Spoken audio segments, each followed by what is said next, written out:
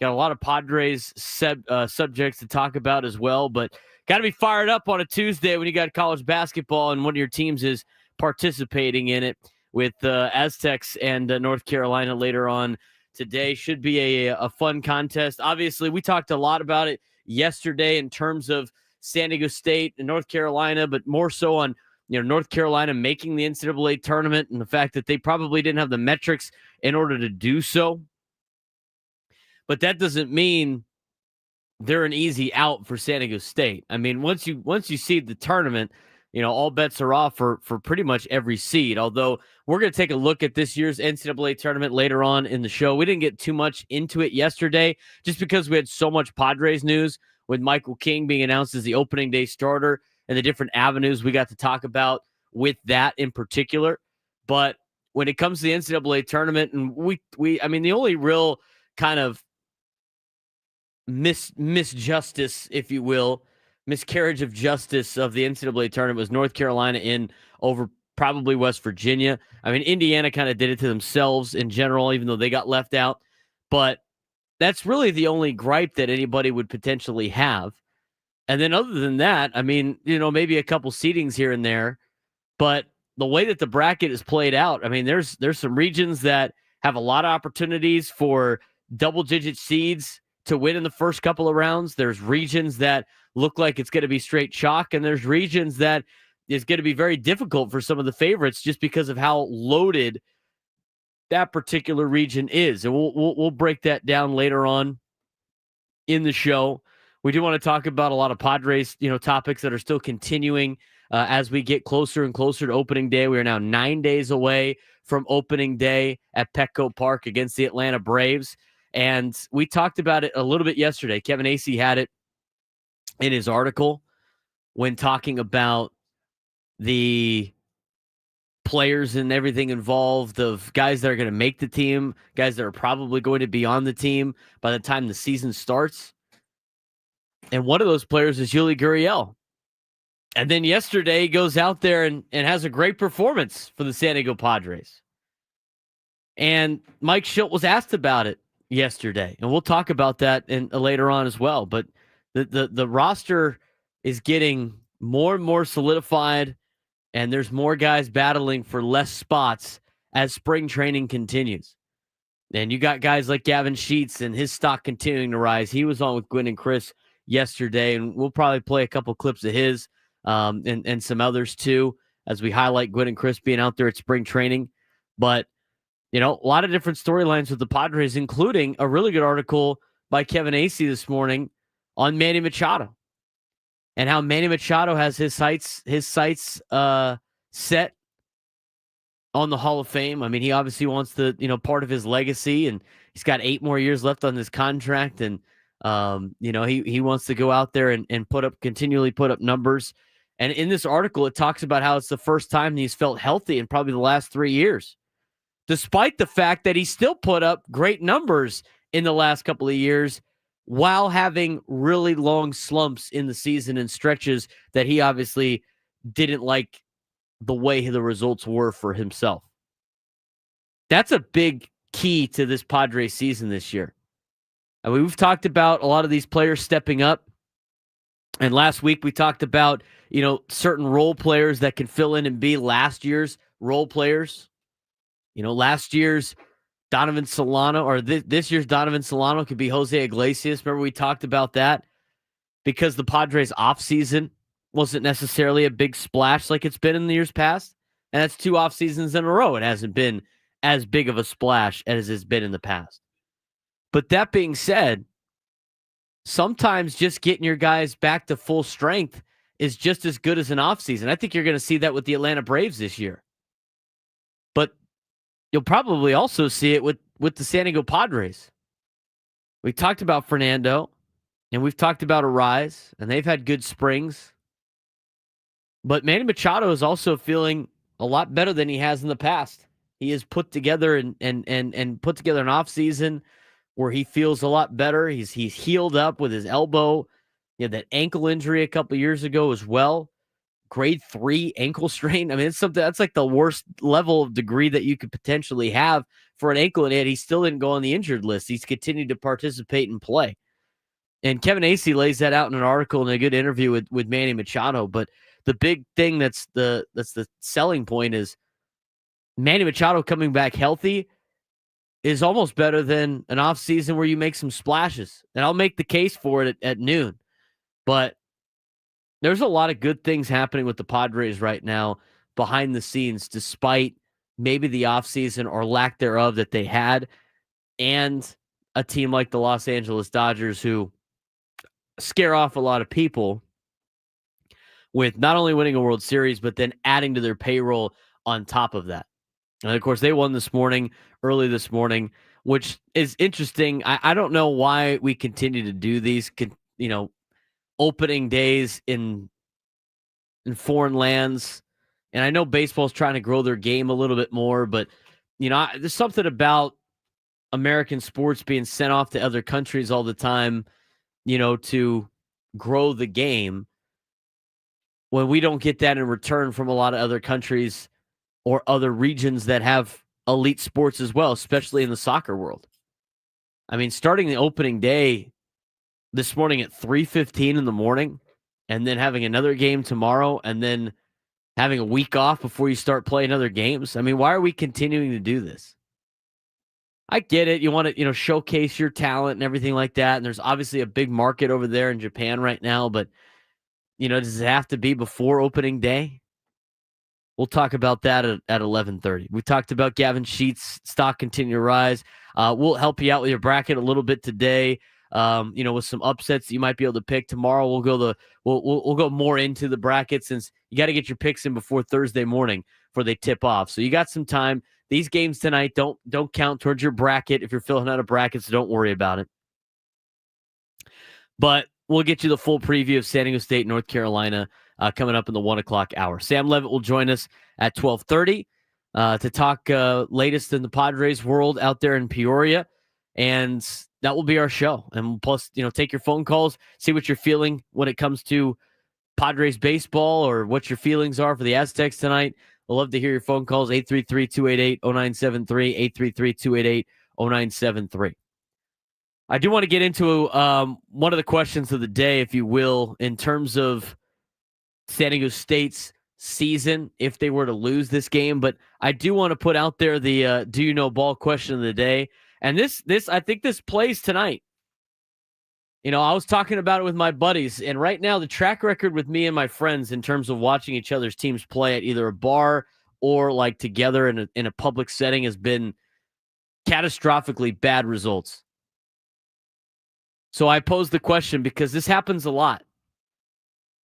If your team is playing in a big game, I mean, I guess it has to be more specifically a big game. Like if I went to my local watering hole on a Friday, and the Padres are playing a Friday game in the middle of July, I could go watch the game. I don't really care.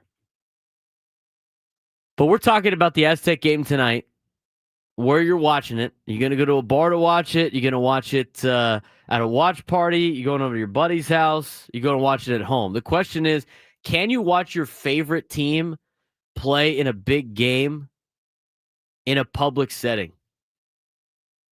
That's an interesting question. There's a lot of people that can't do that. They got to be locked in a confined space, locked into the game, don't want any distractions, don't want to be irritated by other people, maybe at the bar or whatever, what have you. I mean, if I'm traveling on the road somewhere, that might be my only option to go watch a game. But the last thing I want to do is deal with, sometimes the opposing fans being there when you're at like a bar or a watch party, or even like the neutral guy or betting guy that happens to be betting against your team that has no awareness of what's going on in the game, no really cares, and makes a bunch of noise during it. I mean, that could get really annoying. So that's our question of the day. You can go check it out on X. It's on our page and on my page as well. Can you watch it in a public setting? There's a lot of people that said no. There's a lot of people that say yes, and we'll get your results later on in the show of watching your favorite team at a watch party or public setting. If you can and you're watching tonight, let me know. Friday coming up Friday, we're gonna have to deal with that situation just because we'll be broadcasting live at Dave and Buster's. Now, watching your favorite team in a public setting while you do a talk show, now that's a different story. That's a question that might have to be asked for Chris Ello and Tony Gwynn Jr. But hopefully the Aztecs could get to that point before. 833-288-0973, 833-288-0973. I do have to say, and I have to ask the question, and maybe this is a question for tomorrow. I hope it's not. But San Diego State, North Carolina tonight in the first four. If San Diego State loses tonight, would you consider this season a successful season? How far in the NCAA tournament do they have to go to make this season a successful season? I'll answer that question and talk more about the Aztecs when we come back on the Braden Surprenant Show. Just getting started on San Diego's #1 sports station, 97.3 The Fan.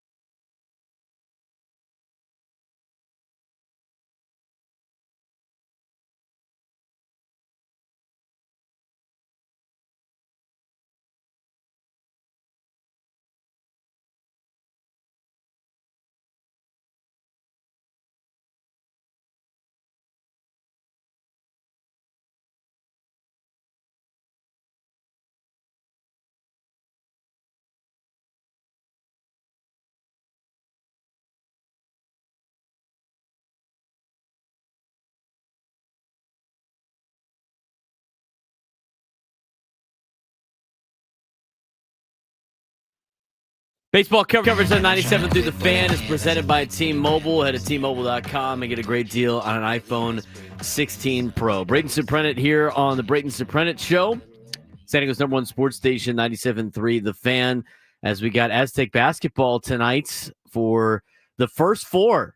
NCAA tournament action getting started with the First Four. We'll get you covered on that later on in the show to get a deeper dive into the game and get you ready for North Carolina as the Aztecs try to win and then head their way to Milwaukee to potentially take on Ole Miss coming up on Friday at 1:05, hopefully, because we will be live at Dave & Buster's on Friday for the NCAA tournament. Should be a great, great afternoon. Let's talk about the Aztecs in a sense of whether or not this is a successful season, even if the season ends today. I mean, I think a lot of Aztec fans are going to be cautiously optimistic about that in terms of, you make the NCAA tournament, and every time you make the NCAA tournament as a mid-major, it's a successful season. For me as an Aztec fan growing up and still an Aztec fan, if you will, being from San Diego, not an Aztec alumni, so a little bit different. I look at it in a couple of different ways. I think for what they've been able to accomplish this year, with the young roster that they have had, I think it's great. They've put together some really good wins this year, the Aztecs have. They got to play in that players tournament in which they will play in again next season. And I don't know how the invites work for that, but it sounds like they're going to be consistently in that thing. And as long as they can stay in that tournament, it's going to be great, not only for resume building for the future, but also in terms of name, image, and likeness fees to help keep a lot of these players on the roster, which is a huge, huge problem for schools right now. We played Steve Alford's clip on that yesterday about, the biggest challenge right now is just trying to keep players, because the first thing they ask you all the time has nothing to do with making themselves better. It's just, how much can you pay me? And that's going to be an issue for San Diego State when this season ends.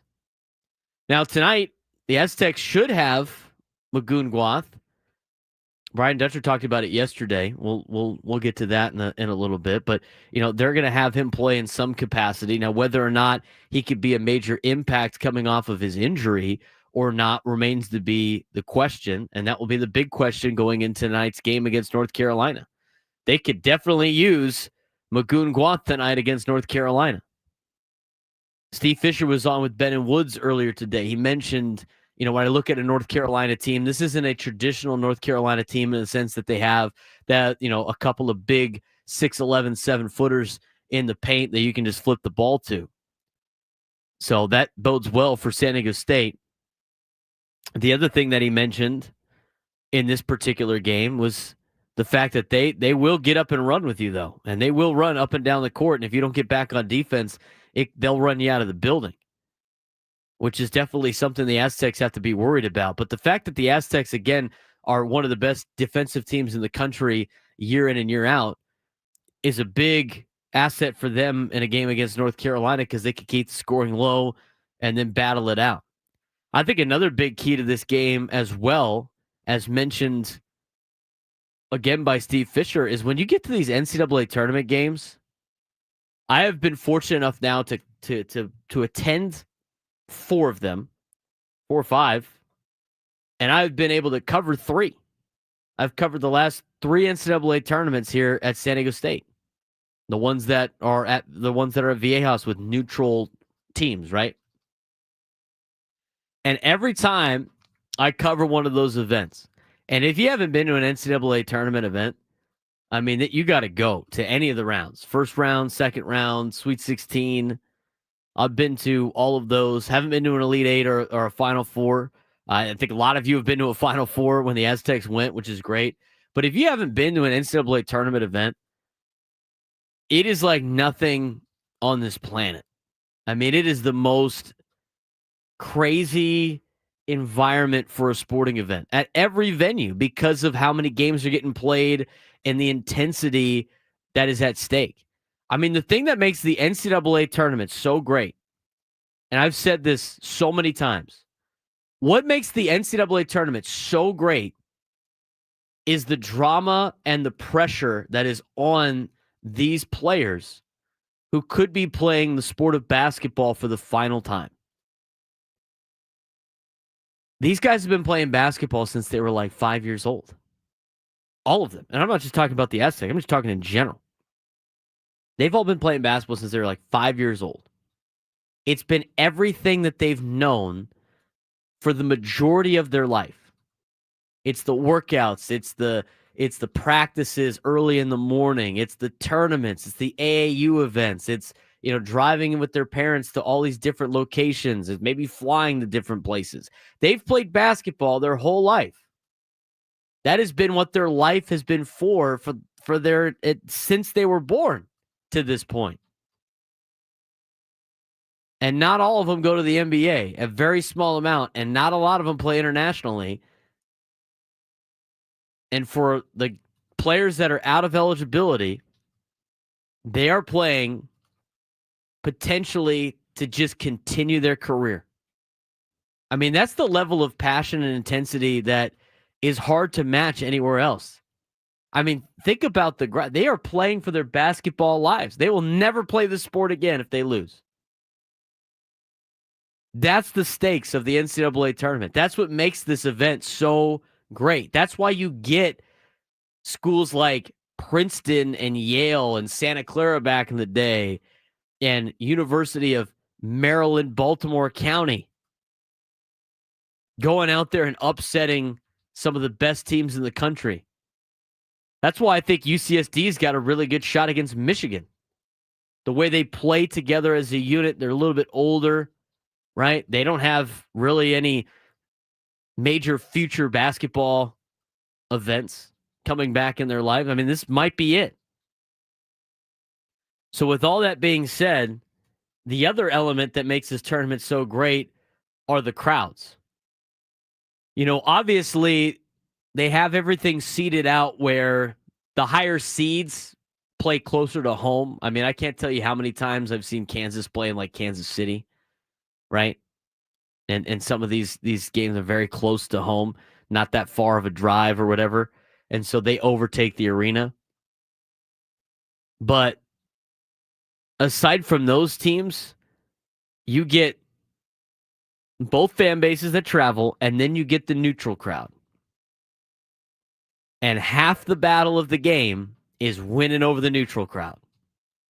And winning over the people at Dayton tonight is what San Diego State is going to be tasked with doing to help them out a little bit more. I mean, it's the game within the game. There's so many of those in sports. And in the NCAA tournament, something you'll never see before, and you don't see it in any other setting, is winning over the neutral fan that goes to the games from that city. And Steve Fisher brought that up on the interview with Ben and Woods. It's so true. I mean, I have seen neutral crowds flip on teams in the middle of a game, and that propelled the momentum that they needed to end up winning in that particular region, or winning in that first round to the second, or maybe even getting that first two games and then going on to the Sweet 16. I've seen it here at Viejas Arena with the local San Diego State fans that might have not traveled with San Diego State, but, got tickets to watch the first couple of rounds here at home and watch some other teams play. I mean, they'll jump on a bandwagon quick. And here's the other thing. The favorites don't always get the love, especially if the underdog can go out there and swing with the big guys for a decent amount of the game. That's something UCSD is going to be playing for on Thursday against Michigan, is winning over that neutral crowd. Tonight, I think San Diego State's got the neutral crowd across the board, just because so many people are upset that North Carolina made the tournament.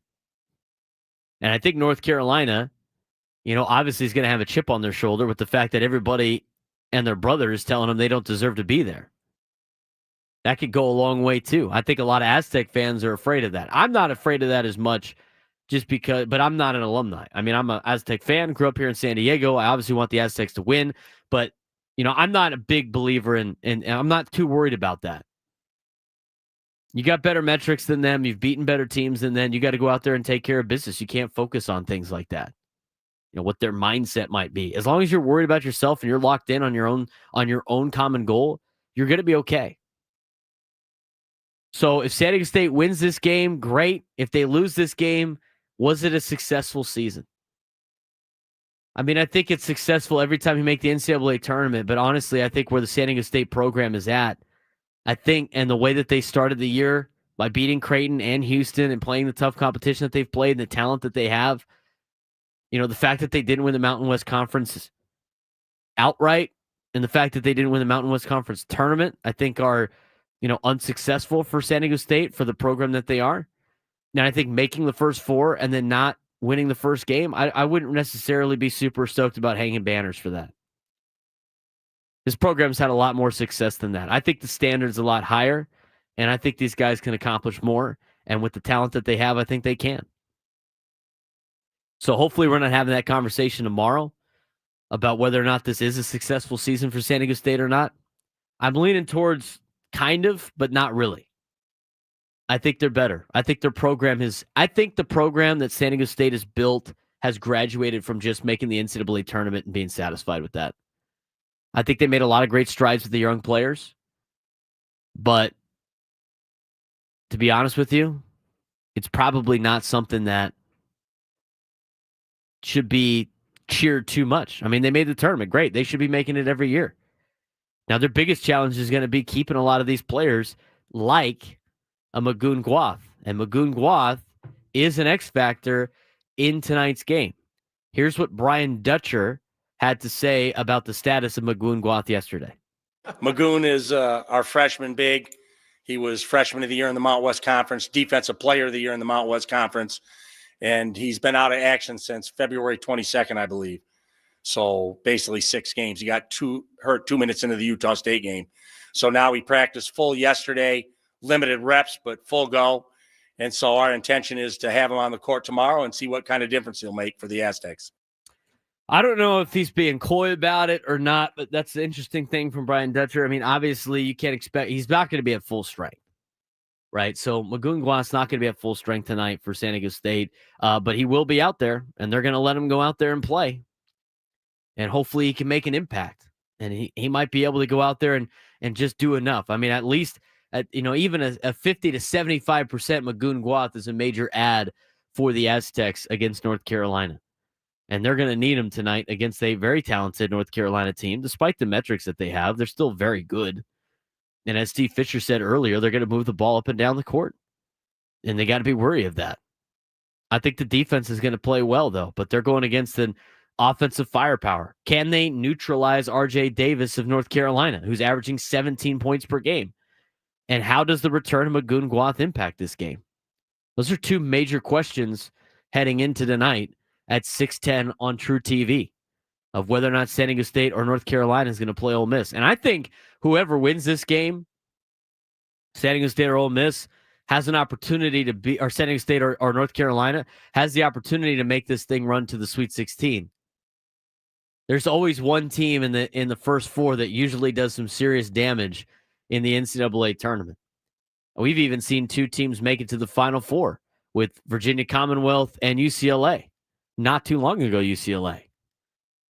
So you never know. This might be the little springboard that they need to push through to the next couple of rounds. But it should be a fun game tonight. Obviously, the biggest strengths of both teams, San Diego State's defense, North Carolina's offense. That's something to watch for. We're going to talk more about that in the 1 o'clock hour as we preview San Diego State and North Carolina, and get a real deeper dive and get you everything you need to know before the game tonight at 6:10. Want to get back to your phone calls, too. If you want to join the show today, 833-288-0973, 833-288-0973. You watching the game somewhere, or do you got to stay at home if you're an Aztec fan? That is our question of the day of Do You Know Ball? Can you watch a game like this in a high-leverage game, important game in the general public, or do you want to watch it by yourself? We'll answer that question later on, see if I know ball or you guys know ball on that. Plus, there's an interesting thing that happened in over the weekend with all of these tournament seedings. Happened in the NIT and the CBI, making me ask, are you good? We're going to talk about that. We'll look at the tournament field, but we'll also talk a little bit of Padres. Yuli Gurriel supposed to be making this team, according to Kevin Acee. Had a good day yesterday. And you want to hear what Mike Schultz had to say about Yuli Gurriel after the game when we come back on the Braden Surprenant Show, San Diego's #1 sports station, 97.3 The Fan.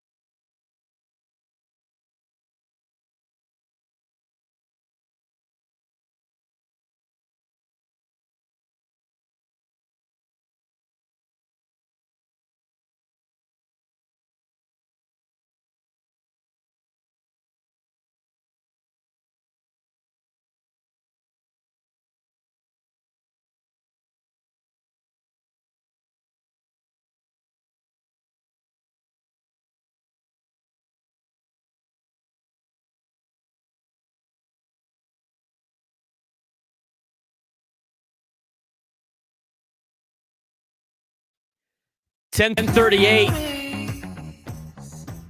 on a Tuesday morning. I should have paid attention to the Kelly Danick weather yesterday. I didn't know it was raining last night. I didn't know it was going to rain last night. Did anybody know it was going to rain last night? Was I just the only one caught off guard? Me and everybody else at the Poway Sportsplex?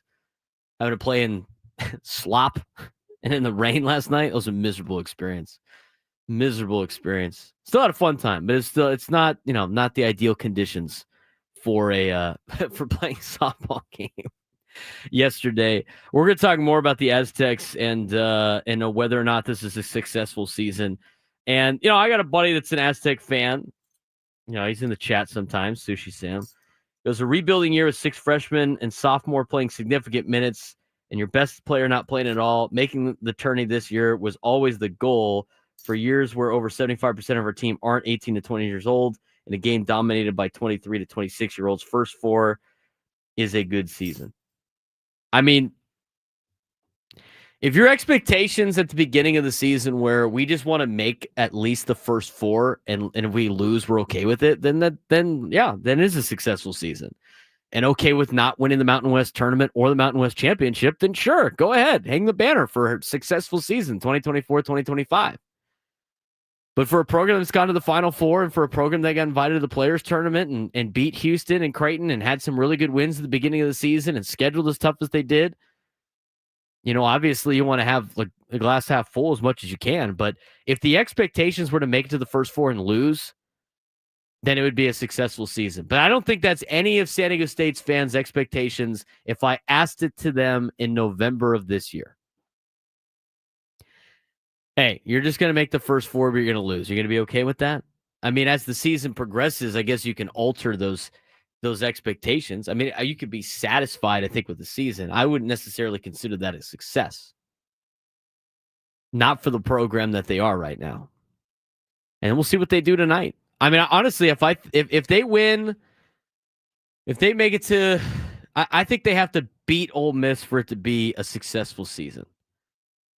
Are you satisfied with them making the NCAA tournament? Yes. It's satisfying.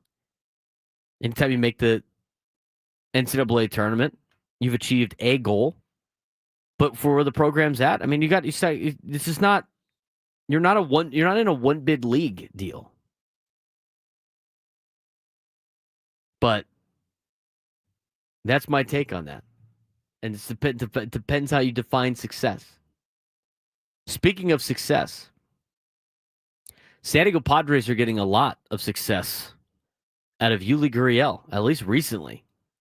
As pointed out in Kevin Acey's article about giving him the benefit of the doubt for the season and potentially making the team, it's almost like a foregone conclusion that he's going to be on the team, which was news to us yesterday when we talked about that particular piece in the article. And then he goes out yesterday and has a great day for the San Diego Padres. 40 years old, Yuli Gurriel. Now, whether or not he should make this team is an interesting question and a topic of debate. I don't particularly think it's worth it at the end of the year, to potentially give up on maybe a Tyler Wade or an Eggy Rosario. But yesterday, in Yuli Gurriel's credit, went out there and went 2 for 3 with a run scored, drove in 4 runs with his home run in the second inning. And here's what Mike Schilt had to say about Yuli performance yesterday. What would it mean to the Padres to have a Yuli Gurriel who can hit like that?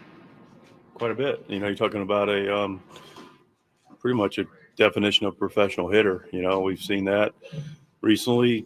Yuli comes in, by far the reputation for sure, winning player. Came in, fantastic shape, moving great, is on everything. Just takes great at bats and just has a great presence about him. And I just loved our bats today. Everything middle of the field, good approach, runner scoring position. Just Yuli did a great job, and also love the fact you're down 4, and shoot, man, guys came back and that grit squad showing up. So Yuli, tremendous at bats. How different does Luis Ariz look to you physically versus last summer? Dramatically. Well, end of the year. When we first got him, he looks like he looked when we got him. Everybody remembers the game he had. I talked about Yuli Gurriel before they went into Luis Ariz. So, I mean, very interesting, where they're at right now with this particular instance. I mean, Yuli Gurriel looks like he's playing his way on the team. He's hitting 296 in spring training, 840 OPS. I don't like looking at spring training numbers too much, but again, I've already had, we talked about it last week. And context is key. I posted that clip on social media afterwards. I mean, Xander Bogaerts, again, in spring training is putting up the numbers that he usually puts up in a regular season. And people are upset that he's not doing it enough. And I put the clip out there defending Xander Bogaerts, and somebody goes like, I can't believe you're viewing statistics for spring training. Meanwhile, the same guy was hyping up Gavin Sheets for the numbers that he put up in spring training. Look, the spring training numbers count or they don't. You either weigh into those or you don't. There's no in between with that. A lot of these players need to show that they can play at a high level. And sometimes the spring training numbers are what does it for them. But to me, evaluate the process over the results. We talked about that yesterday. And there's really no more that you have to say on that. But it looks like Yuli Gurriel is probably going to be on this team. And we got 9 days left for them to put that roster out. There's a lot of interesting battles out there in Padres land for the position players. And I think this competition is another incentive for why this team is going to be a playoff team in 2025.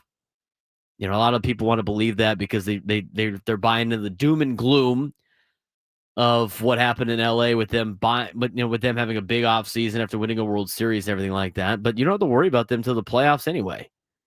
Padres got a good team assembled. Is it disheartening that they didn't make a bunch of moves in the offseason? Yeah, probably.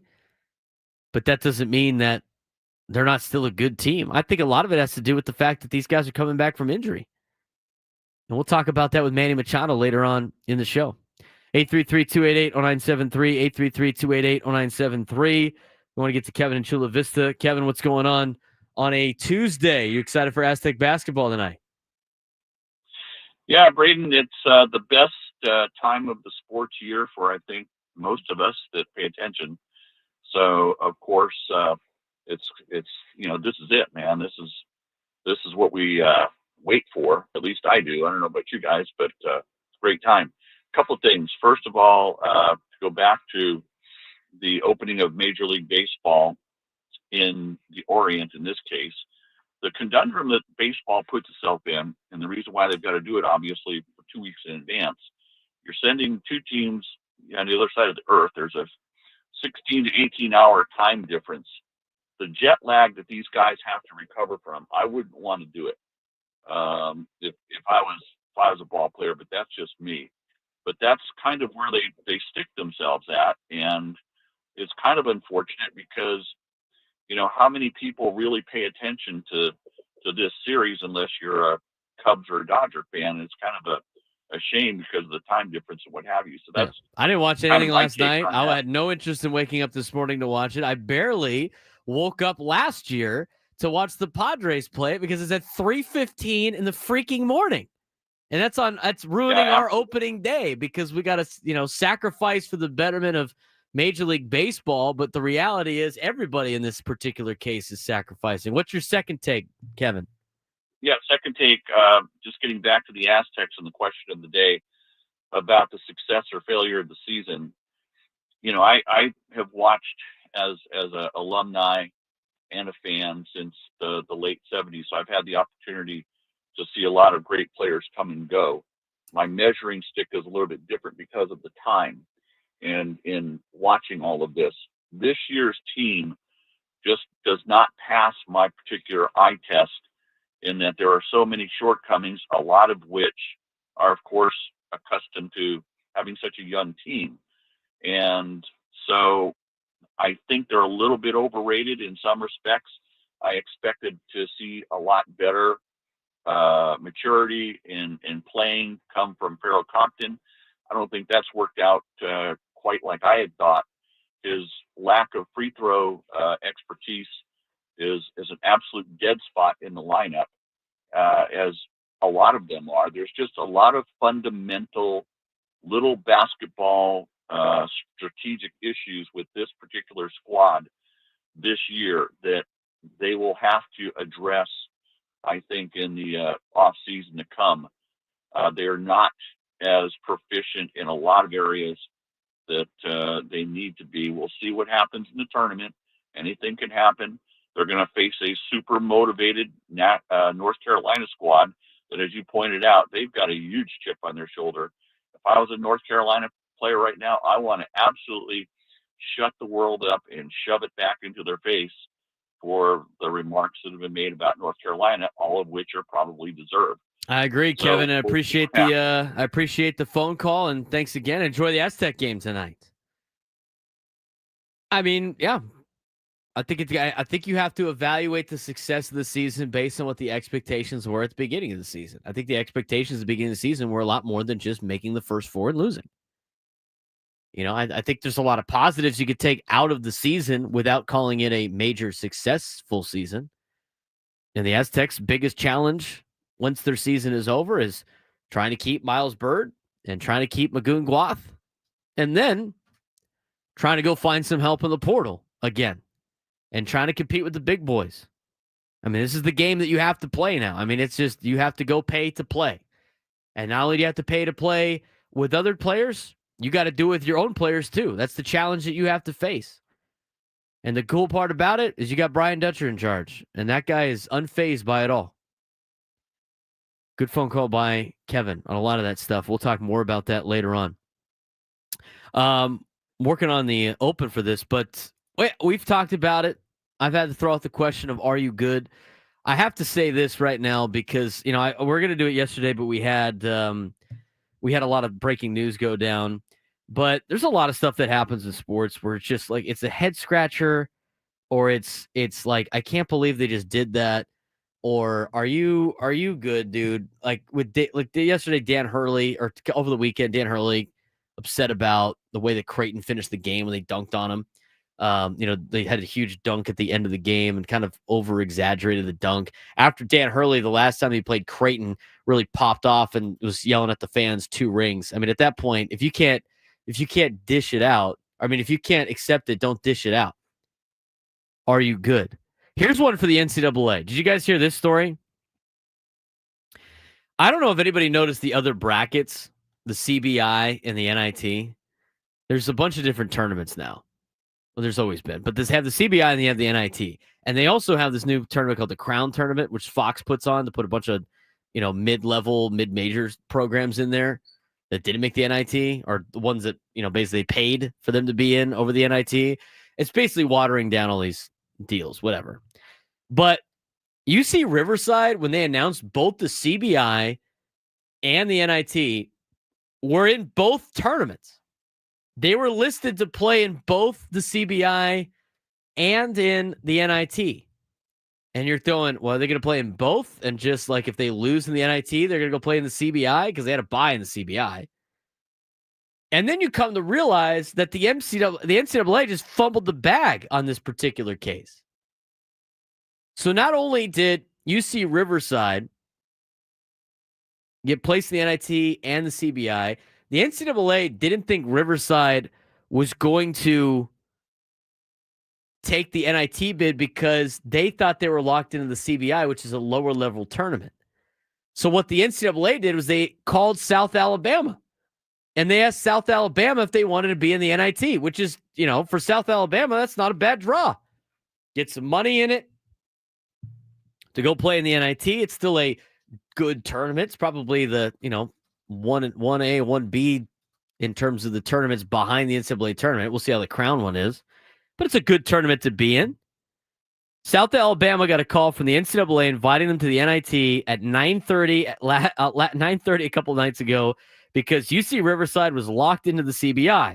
They were told they were 100% in. Now you guys are in. You're going to take the bid. You're in.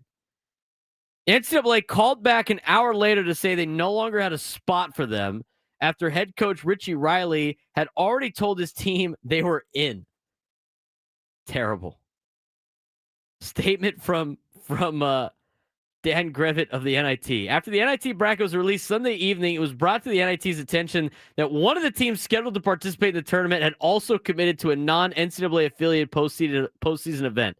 In an effort to secure another participating team, the NIT prematurely extended an invitation to the South Alabama Jaguars prior to learning that the original team chose to accept its invitation to the NIT. Regrettably, the NIT rescinded its invitation to South Alabama. We understand the emotional impact this confusion created, and we sincerely apologize to South Alabama head coach Richie Riley and all the student athletes for the error. Richie Riley goes, he quote tweets it going, "A meaningless apology to the most meaningful group of players I've ever coached. What they did to us last night is inexcusable. These guys in our locker room don't deserve this, and it's sad your idea of making this right is a copy paste apology." NIT, are you good? UCR, are you good? Why are you accepting multiple tournament bids? Unbelievable. At that point, once the NIT invited South Alabama, they should have called up Riverside and been like, you snooze, you lose, man. Go play in the CBI. Unbelievable. I've made a case for Kyle Hart to be the number 5 starter. I'm going to play devil's advocate. Why Stephen Kolek should be the number 5 starter when we come back. Setting Someone Sports Station, 97 through the Fan.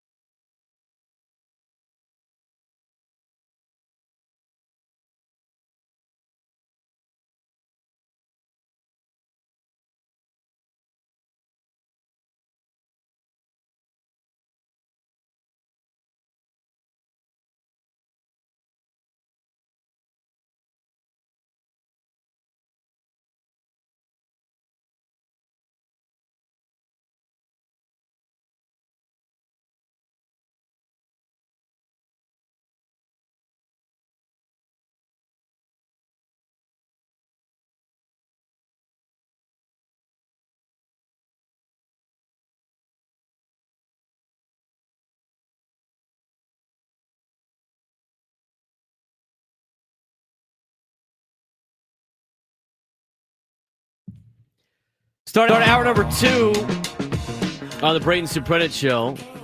Big game tonight for San Diego State, starting their NCAA tournament track. I've had to answer this question a couple of times today for people that don't normally fill out brackets. I fill out brackets all the time. I used to fill out brackets when I was a kid. I love brackets. I'll make tournaments.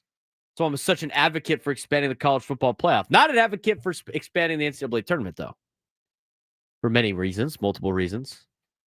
The hearsay of all the Power Four takeover of college athletics I am against, even though the university I attended is currently in the Power Four. Who knows how much longer that will be the case if they make it a Power Two, but I digress on those particular college topics.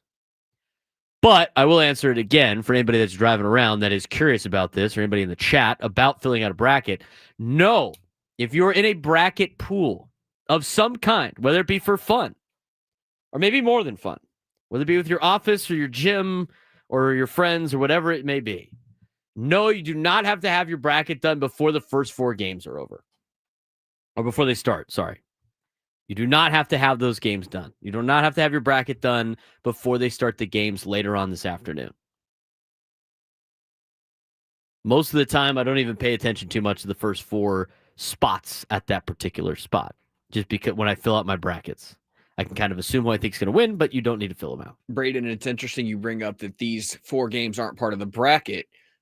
I got a similar situation. I know nobody cares about your fantasy league, but it relates to this point. I'm in a fantasy baseball league, and we couldn't get all 12 people on the calendar at the same time until this coming Sunday. So we had a real Major League Baseball game that started last night, another one coming up tonight. Nobody has teams yet. So these games aren't part of our fantasy baseball season. I think that's fair. 100% fair. I think you should draft. Well, see, I've never played fantasy baseball. I can't get into. It's great. It's too many days, dude. I don't know how you keep up with it. I don't know how you keep up with it with everything that you already have going on. And then you do fantasy on this. I don't know how you do it. I could never do. I get after like 2 months. It's just, I forgot about fantasy football. I mean, it's our fantasy baseball. I got everything to do with USD throughout the rest of the school year. And then over the summer is Padre games, show, plus coaching high school football. I don't know how you pay. You got to worry about games during the day. Games at night, random. I don't know how you guys do it. But I tip my cap to you fantasy baseball players. With fantasy football, I've always been an advocate for you better draft like the last possible day that you could. That's Sunday before the league starts. Like the Sunday of Labor Day weekend should be when you draft. If you draft earlier than that, you're asking for trouble. You're asking for an injury in a preseason game. You're asking for your first round pick to not even play in the first game. Draft as late as humanly possible. But anyway, back to the brackets. No, you do not have to have your brackets done before the first game today. You need them done by Thursday before they tip off Thursday morning. And I think the first game Thursday morning is at 9:15. And classic NCAA tournament, specifically TV companies, they have to make it an 8-9 matchup as the 9:15 game, the first game that's going to go final for your bracket. So it's going to wipe out half the field of everybody that fills out a bracket, because Louisville and Creighton is literally a toss-up. That is a coin flip game that's not going to matter because Auburn's going to beat either of those teams anyway. But that's the first game. So you don't have to have your bracket done before the first game this afternoon. And I got to look at the, because San Diego State, I think, is the second of the 2 games today. Yeah, the first game is at 3:40, St. Francis and Alabama State in the South region. And the winner of that gets to lose to Auburn. And Auburn's really good. They got great guard play. Just ask their coach, Bruce Pearl, about their guard play. Don't actually do that. He said something on air that he probably shouldn't have said. But anyway, game coming up later on today. I asked the question for the question of the day that people are voting on right now on social media. And if you haven't voted on social media, put your vote in the chat as well.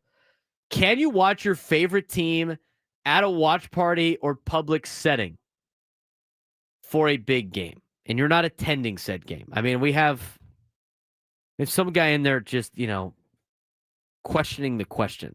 Get that. Come on, man. Put the fries in the bag. Big games. Can you watch it in the general public? Like, I watched the San Diego State run to the Final Four. San Diego State's not my alma mater, but it's still a team I root for. It's a little bit different for me watching them in a public setting. But I cannot watch TCU football in a public setting. I can't do it. No, absolutely not. I will go berserk during a football game. And the last thing I want to do is deal with some fan of the other team that walks by. Or I'm starting to see this more now, and they actually piss me off more than just the opposing fan, are the gamblers. Just the people that have just money on every single game, talking S to the people that actually like support the team. It's like, come on, buddy, just win your bet and move on. But the public setting thing. I mean, how many times do you watch Georgia at a public watch party? Are you saying this for like just a regular season TCU game? I mean, even those I just don't really want, unless it's like a TCU level event.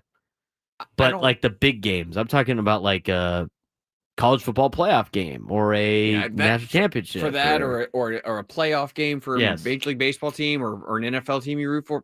I gotta watch it at home. I gotta watch it at home. I can't deal with people hammering me, and then you get a bunch of people who haven't been following the team. Like, so tell me about Fernando and what kind of season. Like, dude, I don't have time to explain to you Tatis's season. Right, I'm watching the game. I hosted a when TCU made the college football playoff.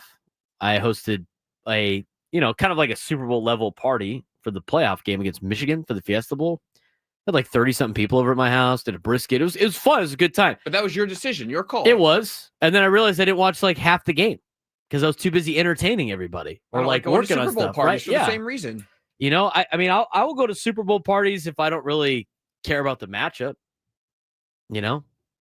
or I'll have people over. It's just like, okay, all right. But if San Diego ever got an NFL team back, like Jackson Merrill wanted to have, and they made the Super Bowl, there's no way I'd be able to watch that at a Super Bowl party. No way. I'd have to go watch somewhere alone by myself. But if you want to weigh in, it's on 97 through the Fan SD. You can also follow me on social media at @B_SURP, at @BSURP. I got a lot of videos that I'm going to post later on today from a couple of recent shows, some takes that we'll have out there. We are going to continue to put content out on my social media platforms, on Instagram, whether it be Reels or on Twitter, and on TikTok. I will dabble in that a little bit, although the majority of my following is on Instagram, but that seems to be my target audience of people my age.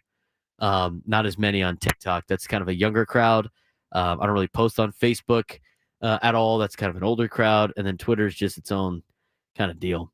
But you can follow me at B_SURP. If you haven't done so already on the YouTube page, give us a like. Really helps us out. Spread the word. Get people into our show as we try to grow the show here on the Braden Surprenant show on middays now from 10 to 2. Appreciate all of you. I mentioned before, and I've talked about it already, Kyle Hart, I think, should be the number 5 starter. With his experience, that kind of fiery edge that he brings, that he's already started to bring. I loved his introductory press conference. Not really a press conference, but more of a press scrum in the clubhouse about talking, using we, and knowing the Padres history and wanting to take down the Dodgers. I love the swagger he had when he stuck up for his KBO teammates and some altercation with the other team's pitcher.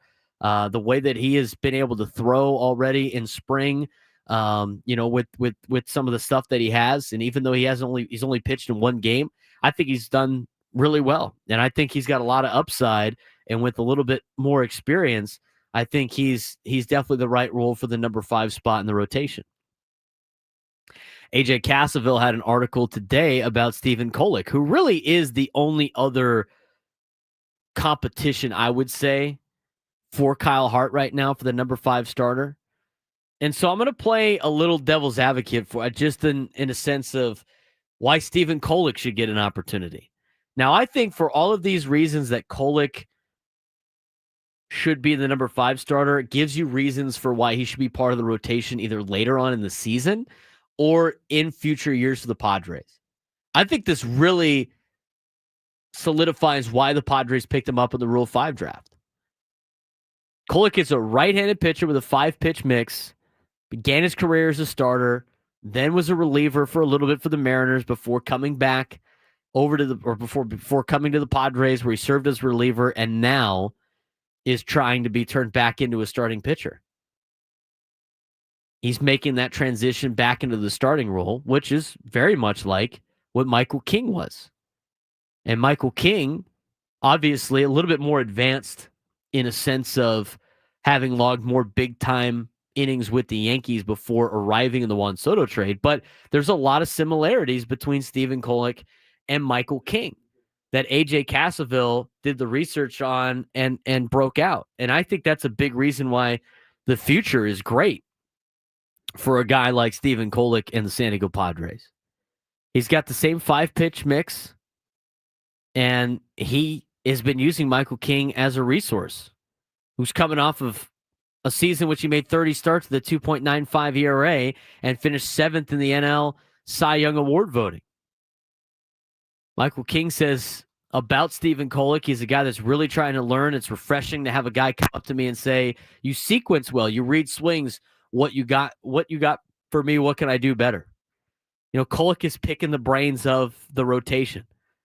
You know, the pitch mix that Kolek has is very similar to King, so he naturally can confide in King and kind of pick his brain to be a better starting pitcher, which I think is great news for the Padres in the future, especially with the fact that Michael King and Dylan Cease are both on their final deals of their contract.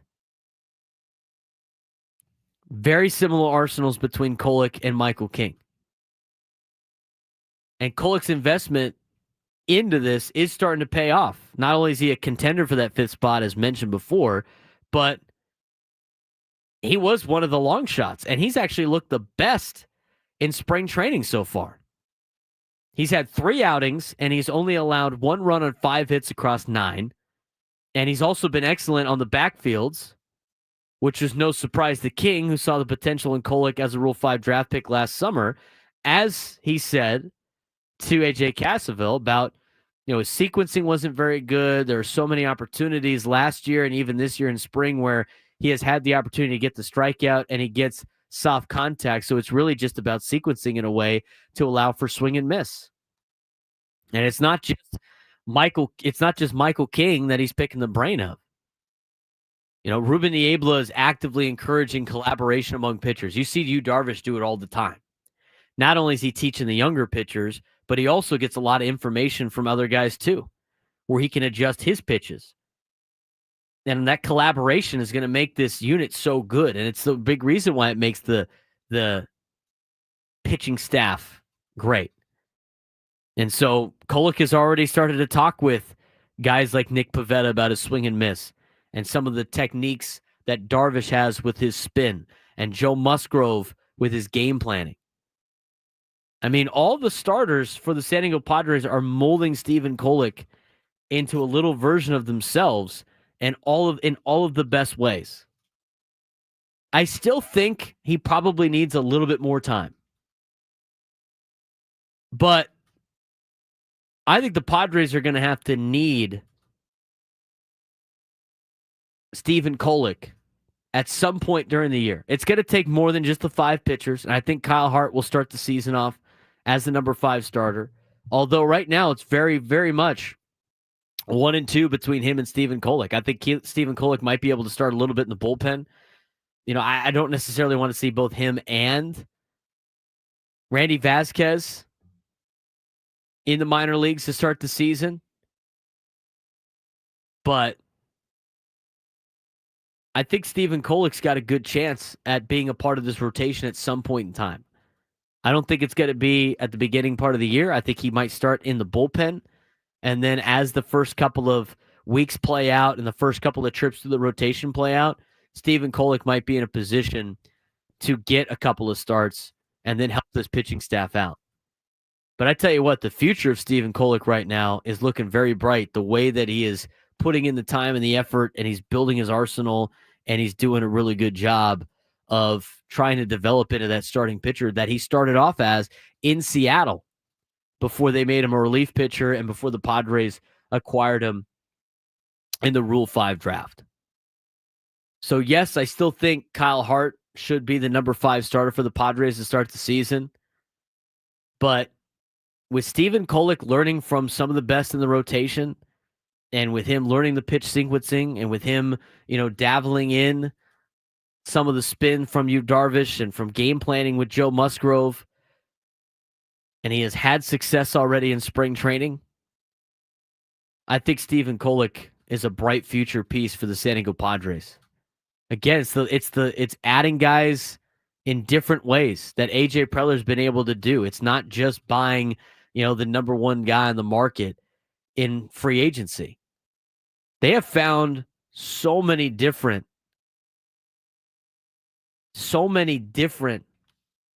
players in different ways to help this organization. So I mean, with the way that the starting pitching plays out, and with the way that they have, some limited time in terms of whether or not they're going to keep some of these players, Stephen Kolek might be the answer for them in the next couple of years. Not to say he's an ace or anything like that, but I think he's going to have a good career with the San Diego Padres. It's just not the timing's not there yet, I don't think, for Stephen Kolek. Gavin Sheets continues to have his stock rise as he put together another good game yesterday. It was overshadowed by Yuli Gurriel. Yuli Gurriel had a better game, obviously. Gavin Sheets continues to put himself in a good spot. He is now hitting at a 311 clip in spring training with 1123 OPS, left-handed bat, DH, but can play a lot of different positions, outfield and infield. According to Kevin Acee, almost a shoe-in for the roster already. But what has been some of the reason for the success for Gavin Sheets? Well, Tony Gwynn Jr. and Chris Ello and Matt Scraby were able to catch up with Gavin Sheets yesterday, and he talked a lot about, kind of his approach and everything like that. We'll hear from Gavin Sheets when we come back on the Padres' new potential left-handed DH on the Braden Surprenant Show on San Diego's #1 sports station, 97.3 The Fan.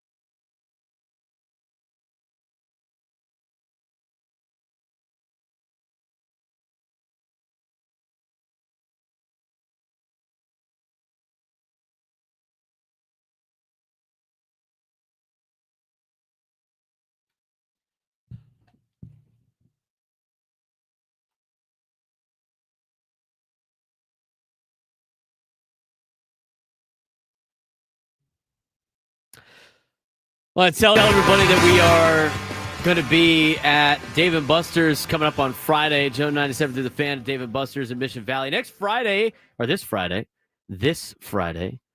as we broadcast live all day long in celebration of the biggest college hoops tournament of the year. Ben and Woods kick things off at 6 a.m., followed by myself at 10 and Gwen and Chris at 2. And then we will wrap up the day with Matt Scraby on the Scraby Show at 6 o'clock.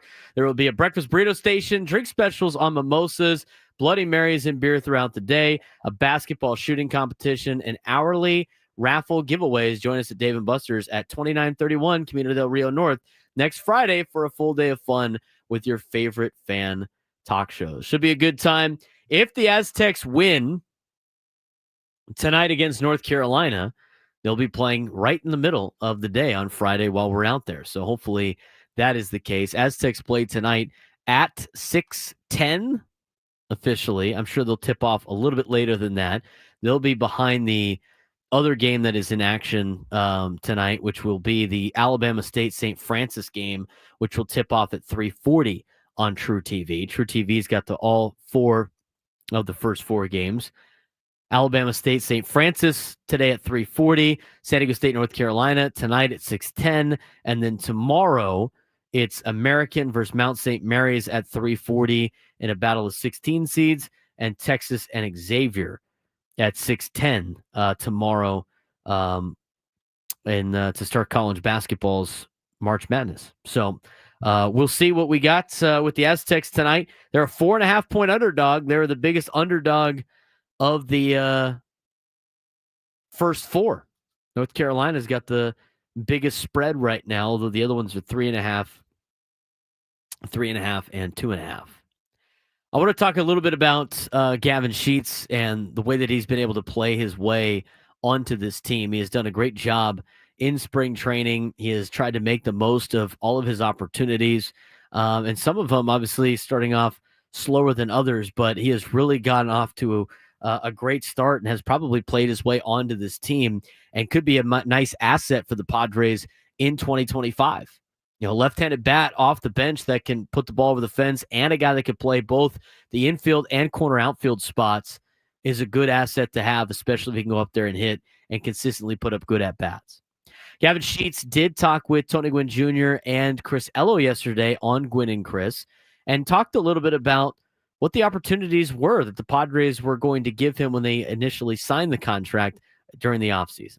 Nothing was promised to me, nor did I expect anything to be promised. I didn't want any false promises or anything like that. But what was promised was a chance to compete, and I wasn't afraid of competition. I wanted to come in and be a part of a winning franchise. I watched what they did last year. I know the talent that they have here. I know the superstars they have here, and for me, it was coming in and fitting in and being a guy to add some depth.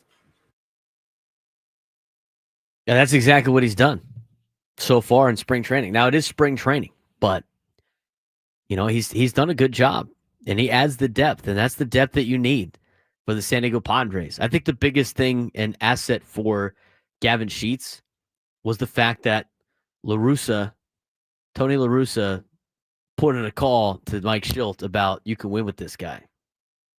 I mean, you can say what you want about Tony La Russa and how things ended in Chicago and everything like that. The guy has won the second most games in Major League Baseball as a manager. He does know what he's talking about. The team that the Padres are putting together is gonna. They're doing it the right way, and they're saying the right things, and they're, kind of sneaking up on everybody. Gavin Sheets got off to a slower start, but then really started to hit his stride. He talks about the importance of that when trying to make the team, and we'll get his answer from Grit and Chris when we come back. The Braden Surprenant Show rolls on 97.3 The Fan, San Diego's #1 sports station.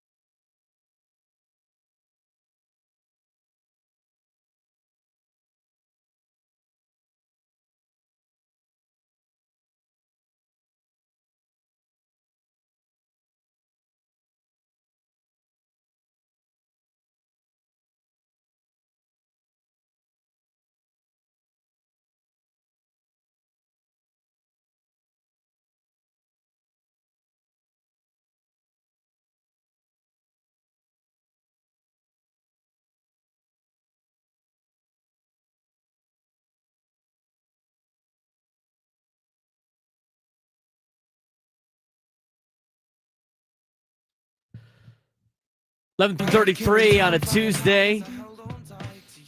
Itching to get there for the San Diego State, North Carolina basketball game coming up at 6:10 on True TV. We'll get a full preview of that coming up at 1 o'clock. Coming up in the next hour, why a healthy Manny Machado is more important than any offseason that the Padres have put together. I think Manny Machado, and he had to sit down with Kevin Acee. It was a great article, talking about chasing down, a lot of personal accolades in Padres history, but more importantly in baseball history. The numbers that he's been able to put up while being hurt, finally feeling healthy, and the good news that it is for the Padres, but also why just having a lot of healthy players for the Padres is going to be a major difference and a big reason why they brought in some of these players. Have a little optimism, especially in the chat, man. Jeez. Chat's been negative today. Be excited. Be happy. Sun is out. We're closer to opening day. Spring's right around the corner, which means you could be hopeful about the Padres season and for what they're doing. I like a lot of moves that they're making and everything that's going on. I like the attitude. I like the mental makeup. I like it a lot better than it was, the last couple of years. I think what they're doing is a great job. I think a lot of the players that they brought in are great too. And I think they have made the most of their opportunities, like a Gavin Sheets, who has been given limited opportunities but has tried to make the most of them. And he was on with Gwen and Chris yesterday, and he talked a little bit about that slow start that has now turned into a lot better of a spring performance as he tries to make this Major League Baseball club a club that he said, I will do whatever it takes in order to be at the Major League level. Come in and you want numbers right away. You want to make a team right away, and it's a different spot than I've been in the last couple of years. Yeah. And so you start to press a little bit, but at the same time, it's like you want to dive into these guys. You want to see their ideas. You still want to work on stuff. You know that in the long run, when everything clicks and you make these changes, everything's going to, in the long run, it's going to benefit you. And so it's kind of that fine line of like, man, I had a great, from 8 to 12 o'clock today, my work was unbelievable. And then you go and you roll over one at bat, and you're like, just don't make it a big thing. Don't panic. Right. Don't panic. Like, it's so hard to do, it's though. So right? hard. It's like, man, yeah. I had 4 hours of unbelievable. I had 100 swings today that were really good, and then my one at bat today, I rolled over. I punched down. It's like, how do you not go back and change everything? But no, I stuck with it, and just stuck with these guys and loved what they were doing, and then obviously you start to see some results and start to be like, all right, this is why I was buying in. That is so hard as a player. That is so hard as a player.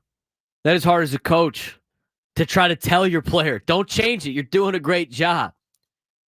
He's thinking about it's the pressure. That's what makes being a pinch hitter so difficult in baseball. That's what makes making a team in baseball so difficult.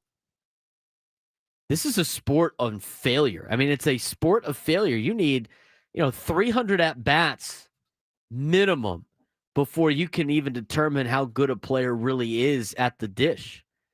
I mean, that's like the rule of thumb is 300 at-bats, and that's still a small sample size. I mean, it's like trying to make a high school team in like a 3-day tryout. I mean, you got no what the evaluation is insane. And that's why baseball is so difficult. I mean, this guy, for his livelihood, is trying to make a major league team, putting in hours of work and time. He might get one at bat. And even though he had a good approach and everything like that, rolls over on one, and that's his only at bat of the day. It's so hard not to go back and change everything you just worked on. That's another big reason why these results you could take with a grain of salt. I mean, it's about the process. We talked about that almost the entire show yesterday, about process over results and about how important it is to have a good culture in the clubhouse.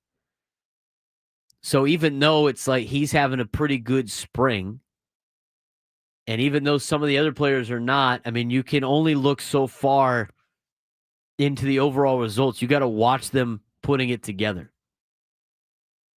You got to watch them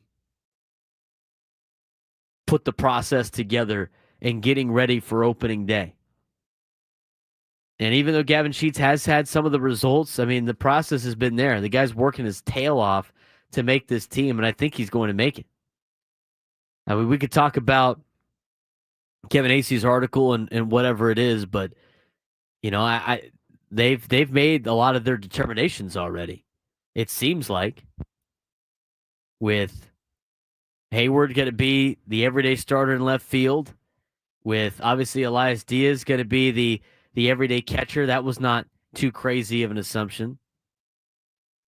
And then guys like Jose Iglesias and Gavin Sheets probably going to make the opening day roster. I mean, the thing that was the craziest to me was the Yuli Gurriel potential move for the Padres. But I guess if they do that, they're just willing to part ways with a player like Eggy Rosario. I mean, guys like Connor Joe are battling for this team right now, and he's having a great spring training. And he signed a contract, but he's got options left. So there's a lot of decisions that still need to be made right now. And even though yesterday, off the report from the weekend was Iglesias, Gurriel, and Sheets are going to make the team with a backup catcher, and then that leaves one spot. I mean, that could change within a week. That could change with injuries. That could change with a ton of different opportunities and situations at spring training. We got 7 games left in spring training, and one of the days is a split squad, as we're 9 games out, or 9 days out from opening day. Well, we will be at Baja Ricks leading up to first pitch. I mean, we'll be at Baja Ricks at this point 9 days from now, leading up to first pitch. I mean, this will be the end of the show, getting you into the Padres pregame show with Sam Levitt, feeling that energy in the ballpark, because you always get playoff energy in the ballpark on opening day. It's a special thing. It's a special time in the United States. I don't know why it's not a national holiday. It should be. It should be a national holiday, and it should be played here in the United States to kick the season off. Last night was the first game in Major League Baseball. I mean, there's already been a game in 2025. Last night, the Dodgers went out and beat the Chicago Cubs in a real game. I know it's not crazy for us to understand, because last year at this time, we were at 7 Mile Casino at a watch party at 3 a.m, watching the Padres play the Dodgers, watching Jake Cronenworth's glove break. But we've already had one game because the Dodgers beat the Cubs 4-1 in the Tokyo series. Now, I understand why they're doing it for marketing and everything like that, and both teams have a lot of good Japanese players. But it's great for Japan. But I don't understand why those games have to count. I don't understand why that has to be opening day to start the entire year. I mean, what they're asking these guys to do is relatively insane. And it's not just Major League Baseball. I mean, the NFL, I mean, how many games do they have internationally now in the National Football League? They got games in Germany, and they got games obviously in England, and they got games in Brazil now, and they've had games in Mexico City, and they're moving games. They're going to have a game in Australia. And they're all games that count. They're not preseason games to showcase the NFL. Meanwhile, you never gave Hawaii a game aside from the Pro Bowl. They were tired of just watching the Pro Bowl every year. They don't have a stadium for it now. But we never get it in return. We never get the best European soccer games. It's not like the Champions League comes out here and participates in the United States. We had the bid for the World Cup, and that's being split with 3 countries out here. I just don't understand why we got to keep doing the international thing, especially to start the season or for regular season games. I mean, the majority of the fans here in the United States for Major League Baseball, like I said, are here in the United States. I know Japan's got a big following now with Shohei Ohtani, but do we really need to start the season in Japan? Do we really need to start the season at 3 a.m. on the Pacific Coast? I guess on the East Coast it's 6 a.m. It's not a big deal for them, but I think to me, I think the international games they've run its course. They continue to add them for the NFL. I mean, what they're asking players to do on these cross-country flights in the middle of the season is insanity. And they talk about player safety and player health. This is more of an NFL thing. But, I mean, good thing you saved everybody from kickoffs, but, we're going to make you fly to, Brazil and play in a game and then come back home and then 2 weeks later play again. And we're going to fly you to Germany and play a game and make you fly all over all over the world to play these football games in all these different parts of the world, to help the brand, to help the shield. I don't get it with baseball either. I could go without the international games that count until we start getting some Champions League games or some of the best soccer in the world. I don't know. That's my thoughts on that. 833-288-0973, 833-288-0973. I had no interest in waking up at 3 a.m. to watch the Dodgers. I barely did it last year. And our team was in it. I mean, definitely no Padre fan's going to wake up that unless you were just insistent on being a Dodger hater, which, I'd rather just not pay attention to them. But even if it's any other game, like the Nationals play the Astros today in spring training. If the Nats play the Astros at 3 a.m, is anybody getting up to watch? Probably not. What are the top trending stories in your group text right now? It's a sports thread on the Braden Surprenant Show.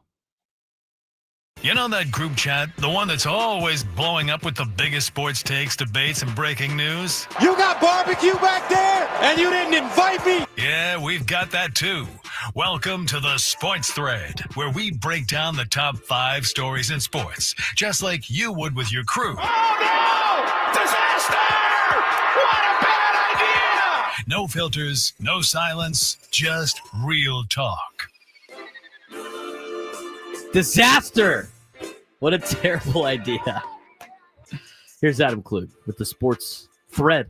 What's up, Braden? Let's get right into it. Number 1. One of our NL West rivals is in the news as the Giants have sold a 10% ownership stake to a private equity firm called Sixth Street. The piece of equity imputed a $4.2 billion valuation of the franchise. Sixth Street's investment will reportedly go towards upgrades to Oracle Park and the team's spring training facilities, as well as their real estate development across from McCovey Cove. The Giants selling off a 10% equity stake. Big deal, little deal, or no deal? 10% equity stake. It depends on what the deal is on the return to the private equity company, because that's always the big question mark with a lot of these private equity groups getting involved with professional and even college athletics, as I've seen the Big 12 try to add some private equity into their conference.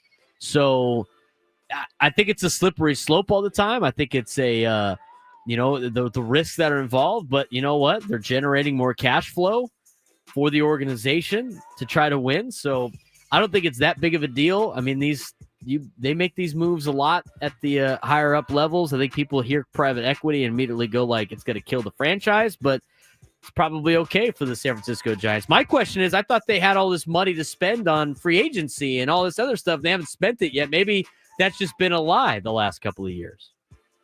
Unless nobody wants to take their money. That's Number 2. The drama surrounding Aaron Rodgers continues as multiple franchises are waiting to hear from the 4-time MVP about his intentions for the upcoming season. Longtime Steelers defensive captain Cam Hayward isn't having it, though. Take a listen to what he said on the Not Just Football podcast. So if they called you and were like, we need you to follow him into the darkness for a couple days. He says if you come down there with him, he's signing. Are you going to be off the grid for a little bit, go to the darkness and try to get this guy? We need you. You're our best recruiter. I'm about to get to Darius Slay, and it sounds like you recruited him too. So we need you to start recruiting. Get that NIL bag out like you did at Ohio State. I ain't doing that darkness retreat. I don't need any of that crap. Like, either you want to be a Pittsburgh Steeler or you don't. That's simple. That's the pitch. Like, if you want me to recruit, that's the recruiting pitch.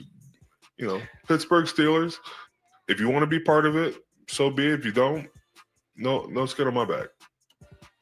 I love that answer. So last week, new Steelers receiver DK Metcalf said, quote, "This is a historic organization. They've done the recruiting before I even got here. So whoever wants to come here and try to win as many games as we can, they can join us. But if not, good luck on the other side."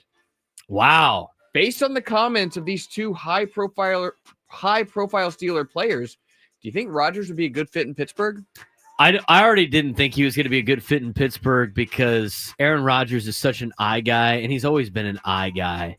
And the Steelers don't necessarily have eye guy players. Now, the eye guy players that they have had in the past, they've actually done well with, and they've become eye guys after they left.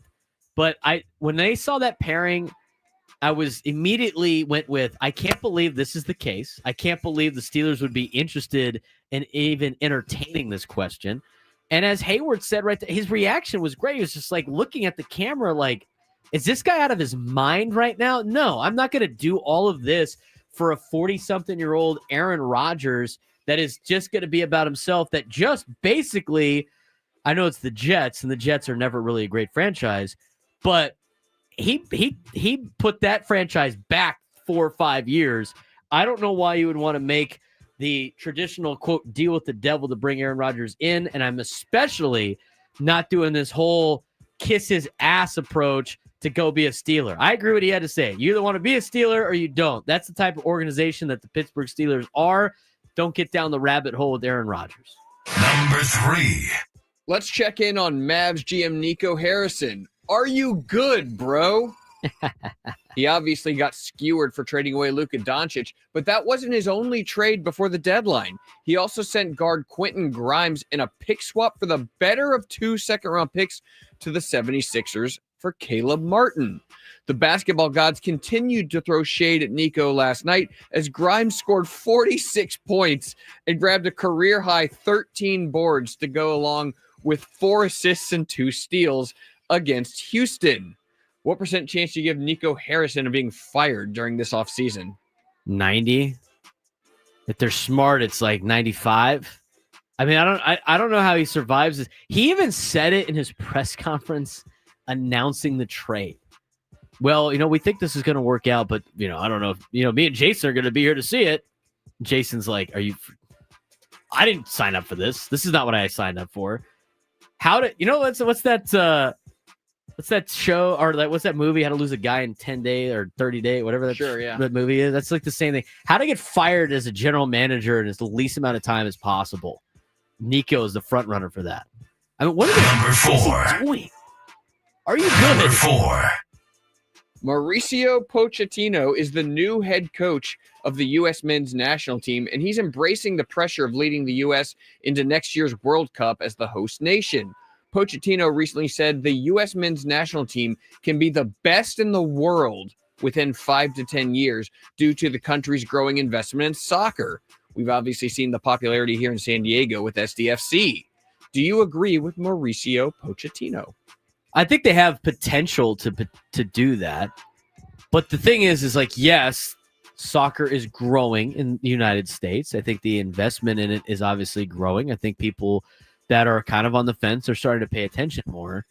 But here's the big thing is they need to get the best athletes in the United States to play soccer over the other sports. And right now in the United States, it is way more lucrative to play Major League Baseball, to play in the NBA, to play in the NFL than it is to play in the MLS, unless you are a Messi or one of the players that they have gotten internationally where they just write a blank check to try to bring some excitement. So it's not necessarily the involvement with the fans, but it's the best athletes that the United States produces becoming soccer players. And if that's the case, or at least some of the best, then yes, they could. But I don't know if that's necessarily a 5 or 10 year window. That means, kids right now playing for Surf and all the other local teams here in San Diego need to be some of the best athletes in San Diego playing soccer to help this team out in the next 5 to 10 years. Number 5. The trailer for Happy Gilmore 2 was finally released today, with the sequel being set for release on Netflix on July 25th. Many of the same characters from the original will be in this follow-up, including Adam Sandler, Ben Stiller, and Christopher McDonald reprising his role as Shooter McGavin. Showdown. The trailer also included cameos from John Daly and Aztec for Life, Paige Spiranak. On a scale from 1 to 10, what's your level of interest in seeing Happy Gilmore 2? Probably 7, maybe 7 or 8. I can't tell you the last time I watched like a brand new movie, so I'm interested. And when's it coming out? Summertime, yeah, summertime for sure. Yeah, probably 7 or 8. I mean, I don't want to say like 10. I'm going to be like waiting in line, dressed in golf clothes, like Star Wars people are with Star Wars or anything like that. But yeah, I'd probably go see it. I'll probably go see it in theaters if it comes out in theaters. If not, it's on Netflix only. Then I'll watch it when it comes out. Favorite character from the first? What about Aztec for Life? Chubbs. Carl Weathers. Rest in peace. Carl Weathers. Great Aztec. Great Aztec football player. Yes, you should. So we can. Hard to beat Ben Stiller. Yeah, Ben Stiller, and that's pretty funny too. Oh, your fingers hurt. Now your back's gonna hurt. That's a good movie. You will go to sleep, or I will put you to Shooter's sleep. great in that movie though too. I mean, he plays such a great like villain in the movie. See at the ninth green at 9, 9th tee at 9, whatever it was. It's a good movie. It's good to have Adam Sandler movies back, and yeah, I'll be interested in watching that. Balsamic Vinny, Braden and I are going to crush some Diet Millers and watch it together. You're on, Balsamic. When we come back, why a healthy Manny Machado is really good news for the San Diego Padres, more than you think. Braden Surprenant Show, San Diego Someone Sports Station 97.3 The Fan.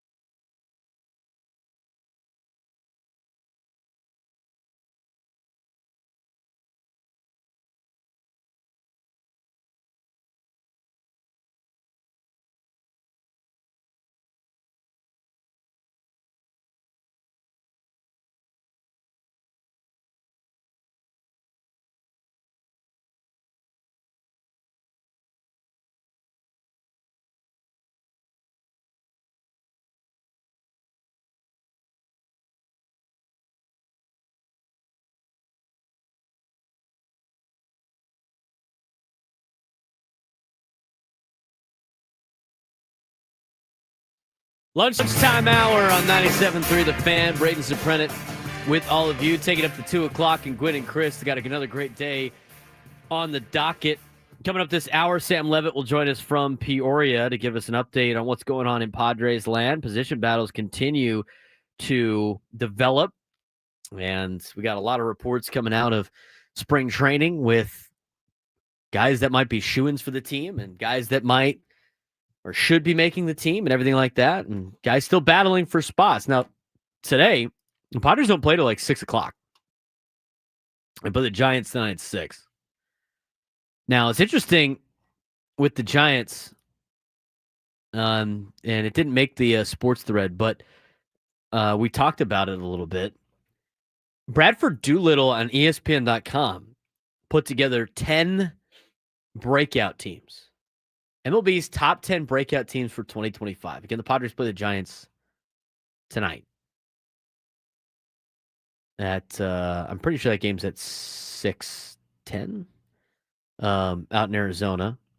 They start mixing in some of the night games. 6:05 is the game, which will be here on 97 through the Fan. We will have the game for you coming up after Gwen and Chris. So we'll have that game on. I'm trying to pull up the deal on MLB.com, and it's just slowly loading and going through a story that I don't want to skim through. But anyway, tonight it will be, and this is why we talked about Stephen Kolek earlier. Stephen Kolek for the Padres against, I'm pretty sure it's Robbie Ray, if I'm not mistaken. But I can't tell. Again, the page doesn't want to load. So yeah, Robbie Ray and Stephen Kolek tonight, 6:05. We'll have you covered on that here on 97.3 The Fan. But as mentioned, with the spring training going on and guys battling for spots, and that continuing tonight, Stephen Kolek has another opportunity to go out there and put together another good outing to give Kyle Hart a run for his money on the starting rotation. As much as they say it's Randy Vasquez, Kolek, and Kyle Hart, I don't really think Randy Vasquez is part of this conversation too much. Just because out of him being the youngest guy and needing reps at the lower levels and not having as great of a spring as Kolek and even Hart, they can let him start in AAA. I literally think it's Kolek or Hart. And right now I give Hart the nod. I still think they got to go with Hart. I love where Stephen Kolek is going in terms of direction. I think direction in the future is great for a guy like Stephen Kolek, who you picked up in a Rule 5 as a Rule 5 draft pick. I mean, you can say what you want about the Padres off seasons, but the thing that's great about AJ Preller, and look, he's known to sign the big guys when he has the clearance to sign the big free agents and everything like that. But the other thing with AJ Preller, that guy finds gems everywhere. I mean, he has found a handful of gems all over the place in Major League Baseball. Whether it be Rule 5, whether it be trading for minor leaguers, whether it be international signings, whether it be the draft. They have been found by AJ Preller. And the best work that AJ does is when he has a budget and has constraints. We saw that last year with the team they assembled. I mean, the conversation we're getting in the chat on YouTube, and we're live on YouTube. If you haven't checked us out yet, at @B_SURP, you can find my YouTube page there. You can also find the fans page, which we're broadcasting live on, as well as Facebook, Twitch. But, you know, the doomers in the chat about this team, and they didn't add enough, and the Dodgers are so much better. And first of all, who cares about what the Dodgers are doing? Stop focusing on them. Focus on us. And here in San Diego. But that was the same conversation we had last year, including at this time. Because at this point in the season last year, well, not really. I guess theoretically Dylan Cease was part of the team at this point last year because they were playing in these two opening games in Korea at the time. But in terms of where they're at before opening day and their opening day, Dylan Cease wasn't part of the equation. Luis Arraez was still a Miami Marlin. So there was still room to improve, but also at the same time, the narrative was like, we don't have enough. Asking a lot of Jackson Merrill, which I thought the team was asking a lot of Jackson Merrill. Added too many older players. I mean, Profar's here for the vibes. He's not necessarily here to help us. He's here for the vibes. They got guys like David Peralta and Donovan Solano. I mean, David Peralta wasn't very good before he showed up to San Diego. Like the year before, he was okay. But the way that they were able to assemble last year's team and win was a great job by A.J. Preller. Now, I wouldn't consistently try to do that year in and year out, but I think you got to give the guy some credit and believe that he's going to have a playoff caliber team ready to go with what they've been able to accomplish in the past. That doesn't mean the guy's been perfect, because he hasn't. I mean, he's missed on some things too. Who hasn't in Major League Baseball? What general manager hasn't missed and taken a big swing and missed at least once in their career? And some guys do it all the time. But there is a lot of good with what they have put together. And I like the team that they've assembled. And I've liked a lot that they have done, even though it's a lot of, marginal pieces, right? With a guy like Connor Joe or Jason Hayward. I like Jason Hayward's mental makeup. He's got to play good defense. I mean, obviously the bat is a major concern. But with the top of the lineup, you don't necessarily need Hayward to be a guy. He just needs to have put together good at-bats. Quality at-bats. Play good defense and put in quality at-bats. The team will be successful. And the biggest thing to me on why this team will be successful despite the offseason is health. And we've talked about it before on this show. Health. This team right now, from a position player standpoint, is healthy. And some of these guys are healthier than they've been in the last couple of years. That is a major addition to this team. I mean, you're adding health back to a lot of the spots in the lineup. Like a Fernando Tatis Jr., who feels one of the best he's ever felt. Like a Luis Ariz, who battled injuries last year and still managed to win a batting title. Like a Xander Bogaerts, who spent the offseason getting into shape so he could play a little bit more shortstop and be in those prime years. I mean, the guy went and worked. Not to say he didn't last year, but he worked even extra hard this year. And like guys like Manny Machado. Manny Machado is at 1,900 career hits and is eight home runs away from 350 in his career, which he will hit this year. Just 297 major leaguers have ever had 2,000 hits. Just 77 have had just 2,000 hits and 350 homers. Manny Machado turns 33 in July and has 8 years remaining on his contract. It is likely he has time to blow past 2,500 hits and 400 home runs, which only 29 baseball players have ever done. And it is not unfathomable he could reach 2,750 hits and 450 home runs, which only 16 players have ever done. And with some good fortune, he could fend off Father Time long enough to reach 3,500, which only 7 players have ever accomplished. That was all in the article today by Kevin Acee. Talking about Manny Machado, talking with Manny Machado, and his sights set on trying to be a Hall of Famer, and his sights set on being the best he possibly could be. And the thing is about this, he's finally healthy this year for the first time in a couple of years. If you think about, and this is what Joe Musgrove said in the article, I think it's a great point.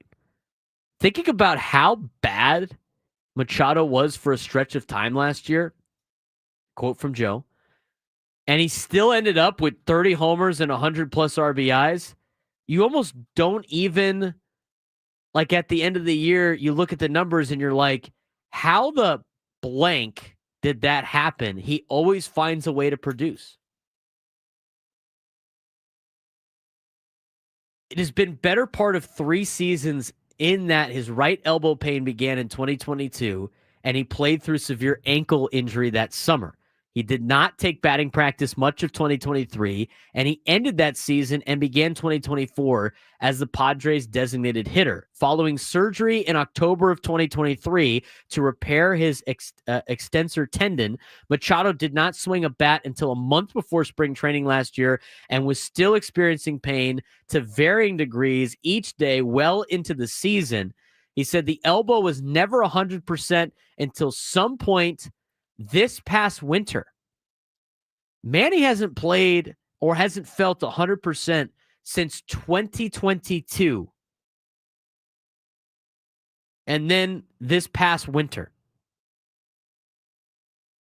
So a healthy Machado in 2025, we should expect, well, not a whole lot different from the injured Manny Machado in terms of numbers, but maybe just a little bit more because remarkably, as Kevin Acee puts in his article, he's been pretty much the same as ever despite the injuries. I mean, think about the numbers he has put up in 2022, 2023, and 2024 while not fully healthy. And now he's fully healthy. And he's feeling the best. And again, this is why you look at spring training numbers with a grain of salt, because he didn't hit very well. He's not hitting very well in spring training. And at the same time, it takes him a little bit to get going.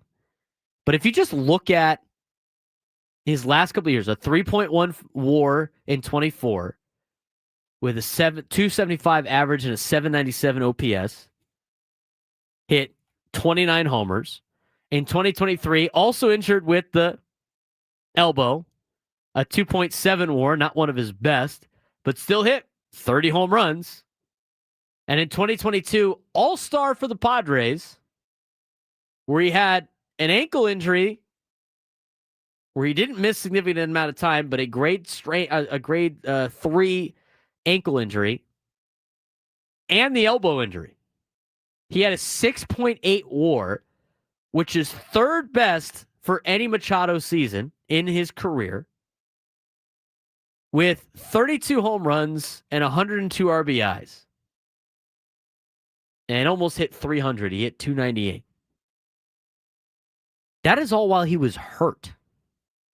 And now he's healthy. And with him being healthy, and at age 32, as the prime years of athletes is starting to get a little bit bigger, there's a big reason why this team's going to be able to produce. And it's not just Manny, but it's the health of him and a couple other players. And I'll dive into why it's better than an offseason when we come back. Braden Surprenant Show on San Diego's #1 sports station, 97.3 The Fan.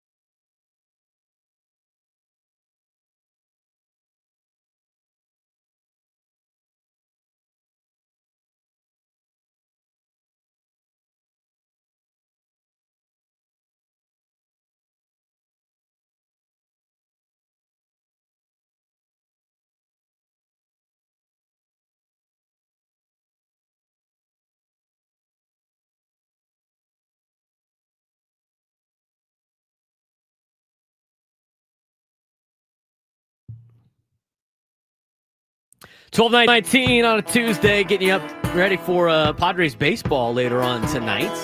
6:05 start for the Padres against the San Francisco Giants. You can hear that right here on San Diego's #1 sports station, 97.3 The Fan. Padres and Giants. Coming up later on our airwaves, we'll also have Aztec basketball on True TV tonight at 6:10. So a lot of San Diego sports. And if you're interested in college basketball, well, you got college basketball every single night that represents a San Diego team. Tomorrow night, for their first four, UC San Diego's women's team will be in action. And then coming up on Thursday, the Tritons are playing for their first ever game in the NCAA tournament. And the cool thing about UCSD, obviously, we had their athletic director on last week. I mean, what they have been able to accomplish is truly remarkable. But UCSD, their men's and their women's basketball team, making the NCAA tournament in the first year of eligibility, become the first school ever to have both their men's and women's basketball team make the NCAA tournament in their first year of eligibility. Remember, they had to sit out 4 years before becoming eligible for the postseason. That's insane. There's not a lot of that's so hard to do. And they're both going to the dance. So a lot of big opportunities for women's basketball and men's basketball this week. Coming up later this week, San Diego State is going to be in Baton Rouge, their women's team, to take on LSU for the first round of the tournament in women's basketball. 20-something point underdogs. Chris Ello mentioned it when he was on with us yesterday about how it's a little disrespectful for the Aztecs. So maybe they take a little chip on their shoulder and go after it. Tonight, Aztecs and UNC. I know everybody in the country wants the Aztecs to win. That's kind of some unreal pressure for San Diego State.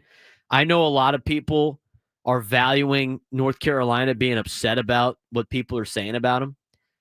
You could only value that so much. I mean, sometimes you can overplay it. You don't want to play too much with your emotion. You got to be able to harness that. In certain sports, it doesn't really work out. So, I mean, you could say what you want about, North Carolina using it as bulletin board material, but as long as you take care of yourself, you should be able to go out there and handle business. Very athletic team. And we'll get you a full breakdown of that game coming up at 1 o'clock. A lot of people are upset about the offseason that the Padres had, or should I say lack thereof, in terms of bringing in players. I mean, you brought in some aging veterans, right? A guy like Jason Hayward, who's not playing very well in spring training. He apparently is going to be the left fielder for the Padres. And you gave him a little bit of cash in order to do so. That leaves less opportunities for some young players that you have part of the organization. The thing that works out with that, though, is with the guys that, like a Tirsa Ornelas, right? Or Connor Joe or Brandon Lockridge, all of those players have options. And so you could take a chance on a Jason Hayward, and you can take a chance on a Yuli Gurriel and hope that they can produce some results on the field that match that veteran presence and that veteran leadership, kind of mentality of having a vet on the bench and coming off the bench. You do need some of that experience to be a good team in Major League Baseball, but you can run with it for a couple of months. And if it doesn't work out, you can drop them and then pick up Joe or Ornelas or Lockridge, guys that have options. So it sets you up where you can have some of those deals. Now, I think the biggest upgrades that the Padres have made, again, if I mentioned before, is the Padres' health at the top of the order. Luis Arraez battled an injury all year last year. He's healthy. And he was still able to hit for a high average last year. And that's like adding a new player, getting a fully healthy Luis Arraez. Fernando Tatis Jr. is definitely like adding a new player. I talked about it before last week, and I know some people were like still talking about,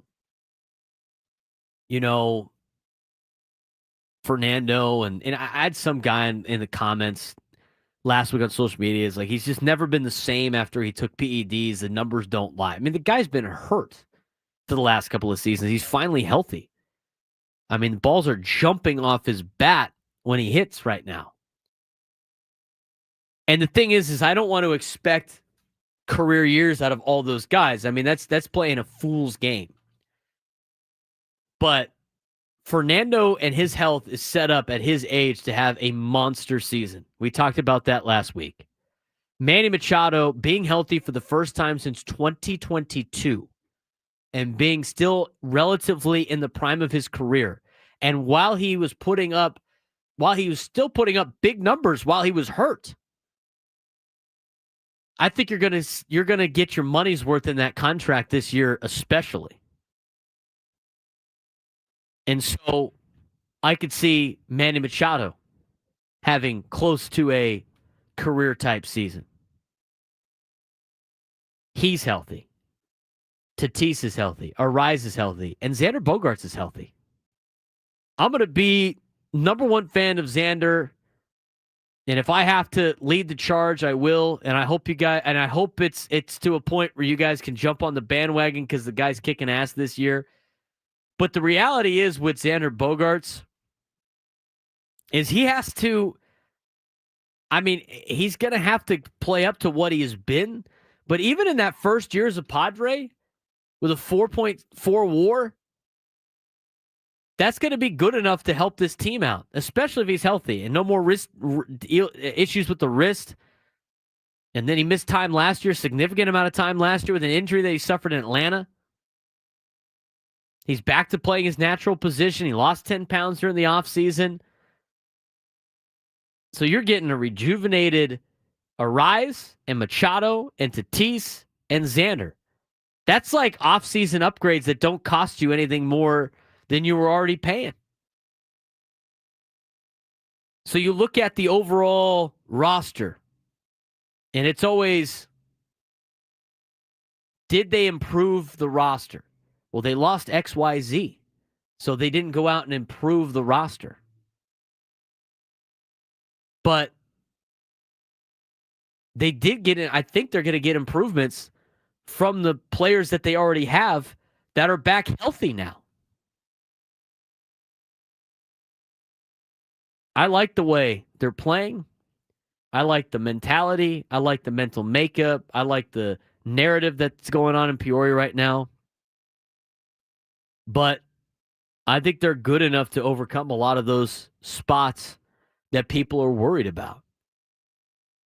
Got in the chat, yeah, if those guys don't pan out, they waste those outs for 2 months. The NFL playoff race is going to be tighter than you know what. And the thing is, yeah, it is. But that's, those are the risks you have to take when you're the team that's already spent the money. What happens if you keep the young guys and you cut the older guys and the young guys don't pan out? Now what do? You don't have a backup plan. At least with giving the older guys and the veterans the benefit of the doubt and an opportunity to play, who have experience doing so and don't have to be the guy. If it doesn't work out, at least you have a backup plan. If it doesn't work out with the young guys, you send it back down to AAA, and then who do you bring up? Who do you bring up?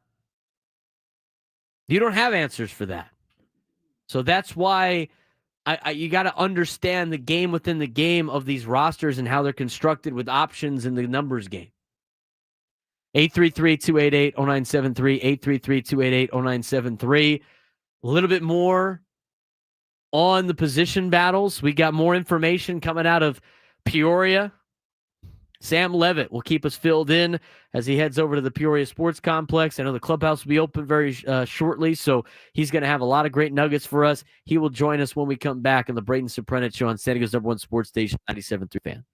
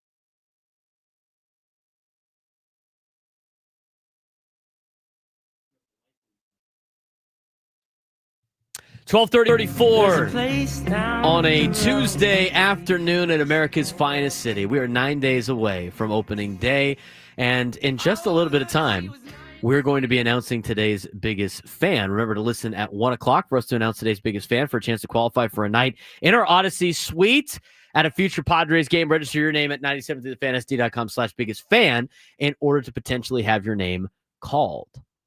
Joining us right now to talk about a lot of the high hopes for the Padres season, as well as position battles and everything going on in the final 9 days of spring training, even though they will probably be done before that anyway. Only 7 games left, including a game tonight at 6:05 against the Giants, which will be heard right here on 97.3 The Fan, is Sam Levitt joining us from Peoria. Sam, what's going on? How's the weather in Arizona? How's everything going? Beautiful day in Arizona. Nice sunshine, a little windy out there as it tends to be from time to time here in AZ. But other than that, everything good here in Peoria. 9 days until opening day, Sam, but that really means less than 9 days before you get to return home to San Diego. Are you ready to come home?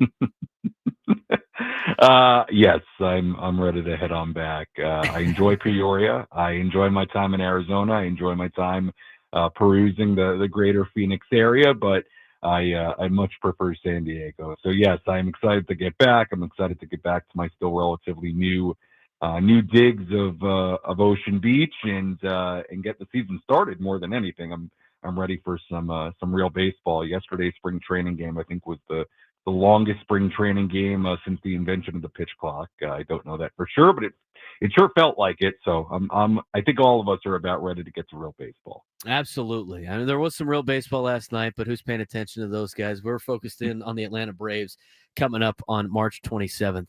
A lot of position battles coming up right now in for the San Diego Padres. Kevin Acee, of course, had that article yesterday about some players that might be shoo-ins for the roster, including some veterans that might be a surprise to some people, and it might lead to maybe 4 or 5 guys battling for one more position spot. This is a couple of years now that you've been out there in spring training. I feel like this has been the most we have had when it comes to competition for spots on the roster. Yeah, Braden, I think that's accurate. I think it's the most interesting battle for spots for a few different reasons, and we can start with the veterans. I mean, I know that Kevin's article seemed to surprise some people back in San Diego when it came out yesterday morning. I can't say I was very surprised reading it. I don't think the Padres signed Jason Hayward with the intention of then telling him that he had to have a stellar spring training or show him something in spring training in order to make the team. That's never been my read on it. And I think if you really think about how AJ Preller and this front office typically operate, it's not all that surprising that they would prefer, at least at the start of the year, to go with some of the veteran options. That's typically what they've done. If you look at the track record of how they've gone about things, typically when they have those kinds of guys like Hayward, guys like even Yuli Gurriel in camp. So I'm with Kevin in that sense. I think Hayward is going to be on this team. I think,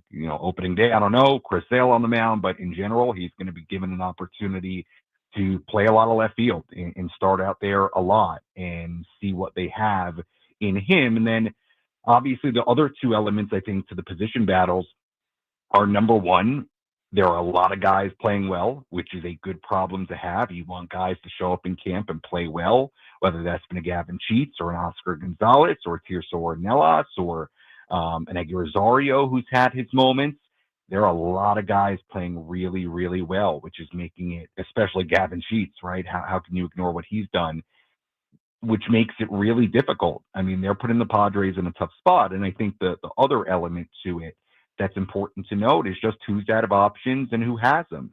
And somebody like Eggy Rosario is out of options. And I think Eggy is an attractive player. He can hit left-handed pitching. He's versatile defensively. Tyler Wade, out of options. Again, if you would have asked me at the start of the year about Tyler Wade, I started spring training about Tyler Wade, I would have said, he's a lock. And I mean, I still feel like he's going to be on the team. But with that said, you start looking at what some other guys are doing and some of the skill sets around the clubhouse and guys battling. And I do think it makes you kind of wonder a little bit, like maybe, those situations aren't as much locks as we initially thought. And credit to the guys that are pushing for roster spots, because again, I think they're making it a really difficult decision for AJ Preller, Mike Schultz, and company. I think that's for sure. So a lot of different. I know that was a very long answer, and that's what I tend to do, but a lot of different elements to consider right now for the Padres when it comes to all these different spots. Sam Levitt joining us from Peoria, Arizona at Padres spring training. They'll play tonight at 6:05 against the San Francisco Giants, which you can hear right here on 97.3 The Fan. Sam, obviously, it's a long-winded answer because there's a lot to explain when it comes to all of these position battles. The thing is the numbers game, and that's obviously a factor for a lot of different organizations to try to keep as many players in the organization as possible.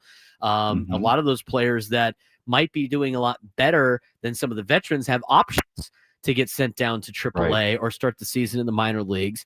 How much do you think the Padres are going to use that as a way to try to keep as many of these players part of the organization as possible? Or do you think the Padres, with where they're at as an organization in terms of competitiveness for this season, are they just going to just pick the best 26 guys that they had in camp and not worry about potential options or non-options? How much do you think that's going to play a factor into the opening day roster that we'll get on March 27th?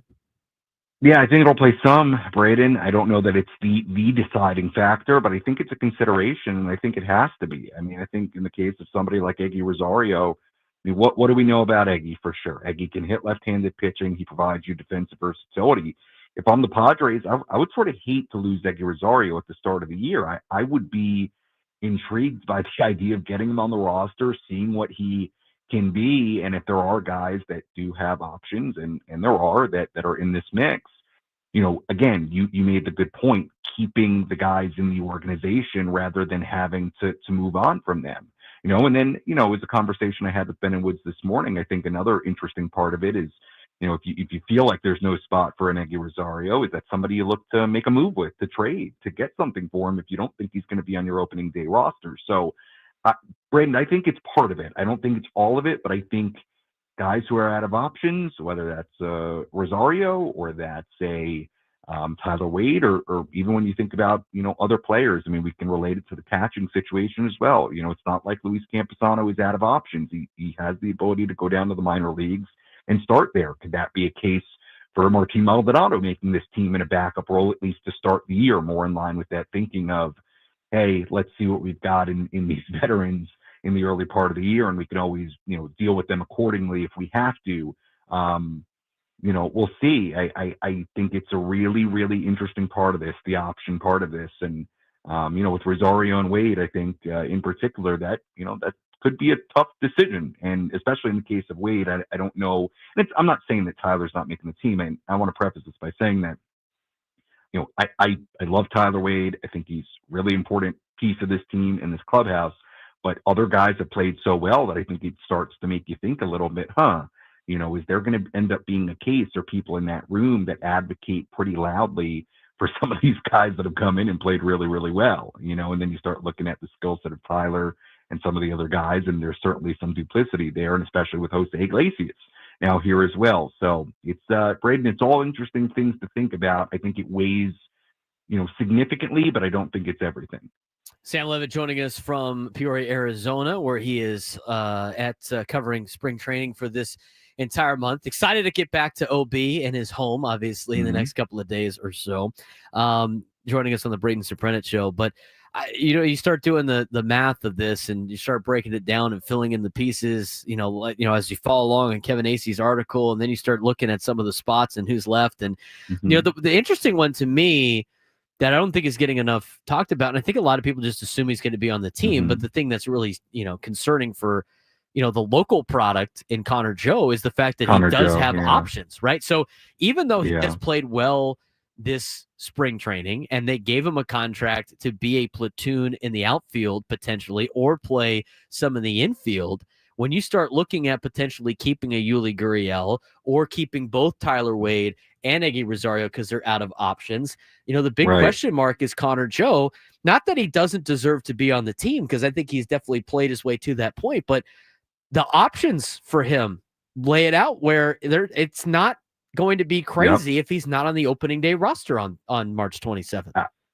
I don't think it's a crazy thought. Now, is that going to be any fault of his own? Probably not. He's come in and he's done a nice job, and he's done what's been asked of him here at spring training. But to your point, Braden, the option part of it, I think, is a consideration. Now, if you would have asked me that at the start of spring, I would probably look at Connor Joe as a player who's on a major league contract. He brought in highly with the assumption that he was going to be on your opening day roster. But again, if you are intrigued enough by some of these other options, and I don't mean options as far as players being out of options, but options as far as the variety of players you have here right now that are playing well.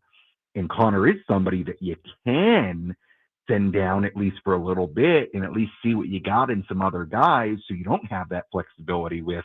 I do think it's part of it. I'm not saying that Connor Joe would have done anything wrong in that sense, but this is how this plays out sometimes. It's not only about how guys play and, what kind of contract they're on. Sometimes it can be as simple as trying to keep assets in your organization that otherwise you're going to lose, that you might still be intrigued by. So, or hypothetically lose, depending on the waiver process and all that comes with being out of options and DFA'd. So, Braden, I think it's all part of it. I don't have the exact answers, but it would not shock me if that happened with Connor Joe. And again, it's nothing he did per se, but that can certainly be a factor in all this. So it would not shock me. No. Sam Levitt joining us on the Braden Surprenant shows to take you up to 2:00 today, and Gwen and Chris, who will be out there in Peoria as well. Should have a good full show planned on the Gwen and Chris show, interviewing a lot of players. Transitioning to the pitching side of things, obviously there's a battle for the number 5 starting spot. There's, concerned a little bit, but not too much with Yu Darvish in the starting rotation. And then, of course, the opening day starter was named yesterday. Let's start with the opening day starter. Michael King announced his opening day starter. That was a little bit of a surprise to me. It sounded like it might have been a little bit of a surprise to you as well, thinking we might have thought Dylan Cease would have been the opening day starter. For me, I think it's just a great honor to Michael King. Some people think it leads to potentially trading Dylan Cease. I think that's I don't think you could read between the lines too much. But what was your initial reaction to Michael King being the opening day starter? And what was some of the things that, Mike Schilt was telling you guys about that decision? Yeah, I think, number one, I think it's a great honor for Michael. Quite frankly, if you were just sitting me in a room and asking me out of Darvish, Cease, and King, who from a baseball sense would I start, I'd probably pick Michael King. I really would. I mean, I think he was that good last year. I think he was that good in the postseason. I think he's going to be that good this year for the San Diego Padres, and is in all likelihood, whether it's from the Padres or some other team, going to earn himself a lot of money this offseason. I think the world of Michael King and what he can be this season. So he probably would have been my pick, all things being equal. Now, I thought it was pretty clear, as Mike Schilt talked about it, that Yu Darvish was going to be the opening day starter, but then he's dealing with this general fatigue, and that was after he got pushed back because of the rain, a week and a half, 2 weeks ago, and kind of knocked him off schedule for a potential opening day start and the way things were lining up. And look, just a quick aside on the general fatigue with Darvish, it doesn't sound like anything the Padres are all that worried about. At the same time, they weren't ready to commit yesterday that isn't something that, could impact his first turn through the rotation, whenever that would be in your first turn. So it's something to monitor. I think it's something that you have dealt with before, this general fatigue, and we don't know a ton beyond that, but it is something just to monitor, and hopefully it's kind of what the Padres, I think, expect right now, and really not that big of a deal. But when Darvish was kind of out of that equation, look, it sounds like it was just sort of a scheduling thing where it fell out, a little bit better to keep Michael on sort of his normal schedule and keep Dylan on sort of his normal schedule and give King the start. But my goodness, he's so deserving by what he did last year, and he's certainly happy about it and proud to have that moment. So I think it's great. I mean, to me, from a baseball sense, he kind of feels like the guy who probably should start. That's not a knock on Dylan Cease at all, but I thought King was just about as good as you could have hoped last year, and especially in those big postseason games as well. So good for him, and I think it'll be cool to see him out there. Pitching tonight is Stephen Kolek, getting another opportunity to try to win that number 5 spot. Kyle Hart, even though the results didn't look very great, he did actually pitch pretty well. I mean, that Corbin Carroll home run was a projected batting average of 150. Blew out of the ballpark at a windy ballpark, and it's kind of a crapshoot in spring training, but he's looked really good. And then, of course, Randy Vasquez is part of that conversation with Matt Waldron, being hurt to start the season. Mike Schultz said he wanted to see some guys in AAA to pitch. He did say a bullpen piece for a long relief man as well, and then a number 5 starter. How do you see this one playing out with those 3 players in those 3 particular spots? Yeah, I still think it's very open, Braden. Kyle Hart, to your point, I thought he actually pitched better than what you would see if you just looked at the final line. I mean, he did battle out of trouble in a couple of innings. You mentioned the Carroll home run. It was not hard hit at all. I thought if he gets a call or 2 more his way, he may be able to go even deeper in that game or have even more success as far as limiting base runners.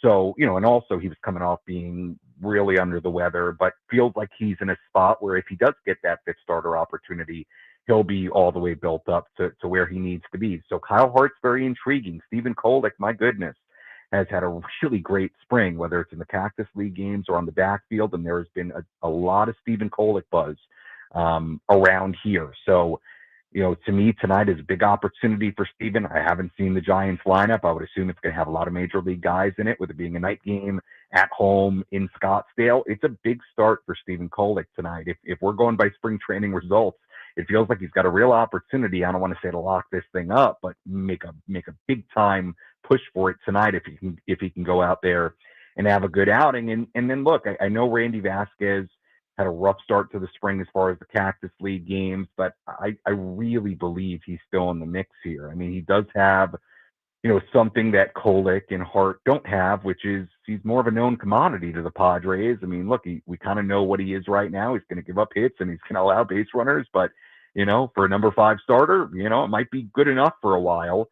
If Randy can be what he was essentially last year and be a guy who, just kind of maneuvers his way through 5, 6, and he's going to give up some runs, but maybe you can bear it in a 5th starter spot. And I'll tell you, he made a start in a AAA game a handful of days ago that the Padres were super happy with.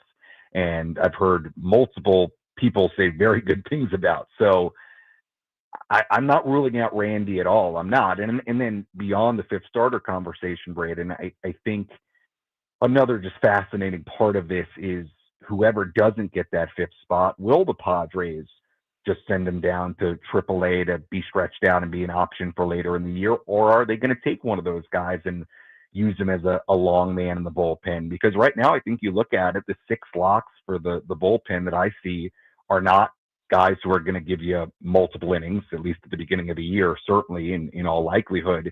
And Johnny Brito's dealing with, forearm issues. And, Ron Marinaccio threw a couple of innings the other day, so maybe he can give you some length.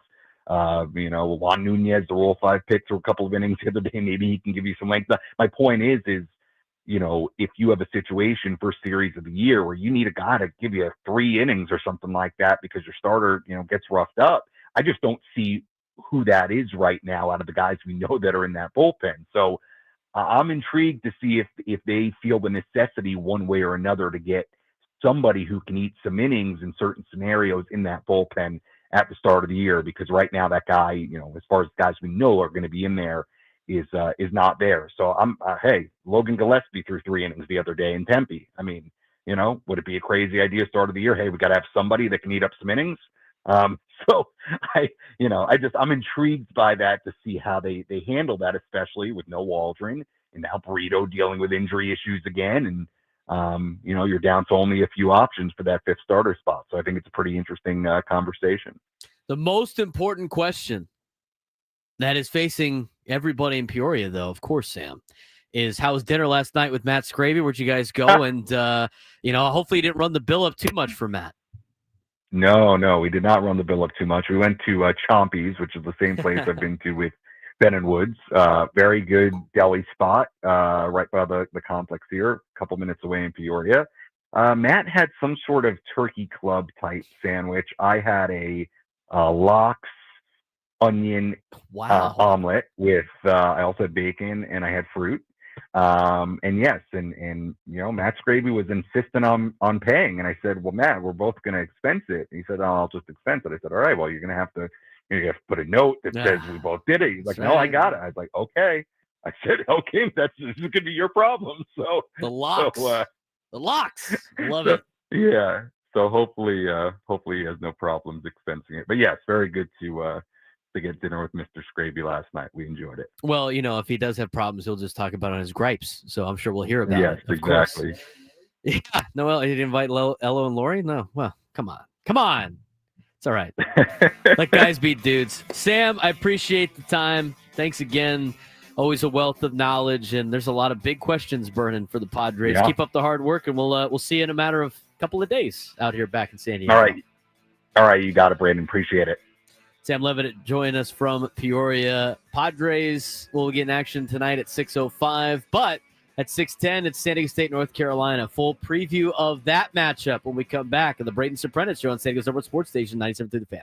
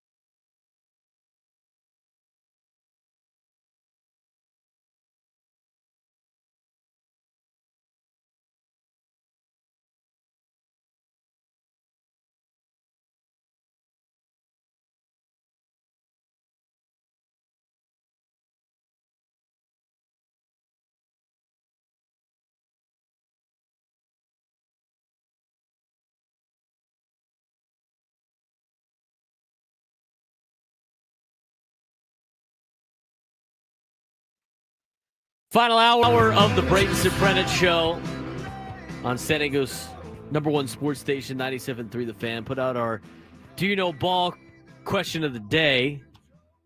Today's Do You Know Ball question of the day on the Braden Surprenant Show. Can you watch your favorite team at a watch party or a public setting, especially if it's a big game? 57% said yes, of course. 42% say don't bug me. Alone. I'll tell you my official thoughts on that at the end of the show to see if you know ball or not.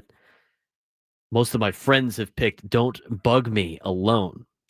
But I think a lot of that has to go with the fact that we're kind of over right now when we're watching our favorite teams together as a group. We went to the national championship. Now my group of buddies that have a group chat that like to talk about a lot of things. They wanted me to talk about their trip to Vegas. I said, I can't talk about your trip to Vegas because I wasn't there. I'm not going to just read your group text because half of the time I was confused on what was going on anyway. Also, what happens in Vegas stays in Vegas. That is correct. I was even there, so I shouldn't even know anyway. And so they're like, oh, come on, it's going to be funny. I'm like, I wasn't there. If I was there, I could talk about certain things that leaked out of Vegas. But my buddy Sam, who's sometimes in the chat, Aztec alum, my buddy Mike went to Irvine and played baseball at Irvine in West Kentucky, likes Penn State, grew up a Penn State fan. My buddy Matt is from San Diego, went to Washington State for school, big Washington State Cougs guy, likes the Dallas Cowboys. So it's kind of like the group of teams. I'm obviously a born and raised San Diegan. We all love the Padres, so that we have that in common. So that doesn't get affected too much. I went to TCU, but I grew up rooting for Arizona and San Diego State because my parents went there. And then, of course, I root for my siblings' schools as well. My sister went to High Point, so they made the NCAA tournament for the first time. I'm not like a diehard High Point fan. Like if they're playing, I'll watch them. But, I'm not the biggest fan of High Point. That being said, we do have to announce today's biggest fan. And I'll continue my story after we announce today's biggest fan, which is Debbie Terry from San Diego. Congratulations to today's biggest fan, Debbie Terry from San Diego. Give us a call back within the next 10 minutes at 833-288-0973, 833-288-0973, and you'll qualify for our grand prize, 20 tickets for you and your friends for a night in our Odyssey suite at a Padres game later this season. Remember to register your name at 97throughthefansd.com/biggest fan. Debbie Terry from San Diego. You got 10 minutes to call 833-288-0973, 833-288-0973 to qualify for our grand prize, 20 tickets for you and your friends for a night in our Odyssey suite at a Padres game later this season. Debbie Terry. Anyway, so back to the story.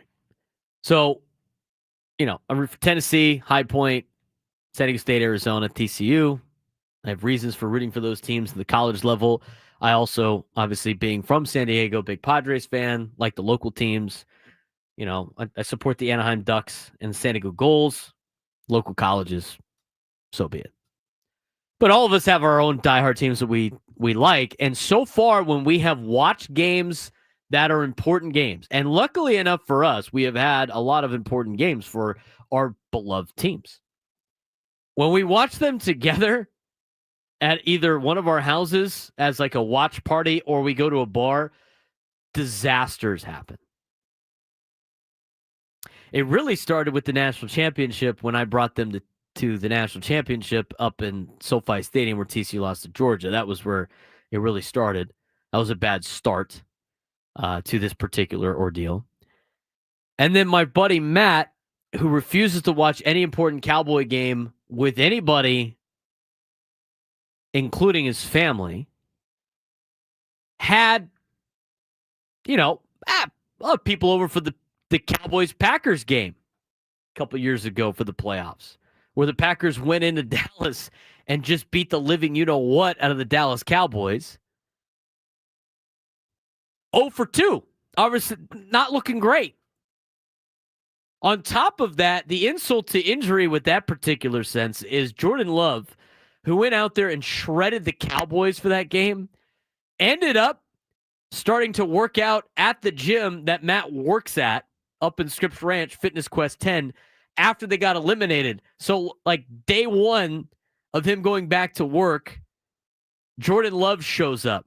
Imagine watching your team get smoked by another team, and that team's quarterback, best player, ends up showing up to your place of work now. I mean, most of the time you got to deal with the S that you get from your coworkers and everything, let alone the guy that physically did it himself. I could imagine that feeling right there. I mean, I guess you got to work with Adam as a Georgia guy, but it's not like he was on the team. Don't have Adam. If you hire a Stetson Bennett, I might have to put in my resignation. Come on. That would be like Stetson Bennett just joining, just like, you know what, I want to get at Sports Talk Radio, and we're gonna have him on with you at this point in time, like the day after the national championship game. Just be like, okay. I mean, imagine that. I guess he was a patron, so it's not like he was a colleague. It would be, a listener or something like that. But you get shredded by Jordan Love in a playoff game, and then the guy shows up to your work for the next 3 months to work out for the next season, to get ready for the next season against your potential teams. He ends up, becoming kind of, decent friends with Jordan Love. So it worked out there, but that's 0 for 2. And then, went over to my buddy's house. He's a Penn State guy, watched Notre Dame beat up on him in the semifinals. Which is not great. Again, another loss for the friend group in a group setting. And then this past weekend, Sam's turn, San Diego State basketball. They go out to Vegas for the whole weekend for Aztecs basketball and Irvine basketball. And what happens? Well, the Aztecs, for the first time in 18 years, don't make it to the semifinals of the Mountain West tournament. And then Irvine loses to UC San Diego, which is not the worst thing for us here in San Diego. I mean, I was obviously, upset for my buddy who's an Irvine fan, but I got to represent San Diego at the same time. So it was kind of mixed emotions, but I felt bad for Mike because, UC Irvine's been the class of that deal the whole time.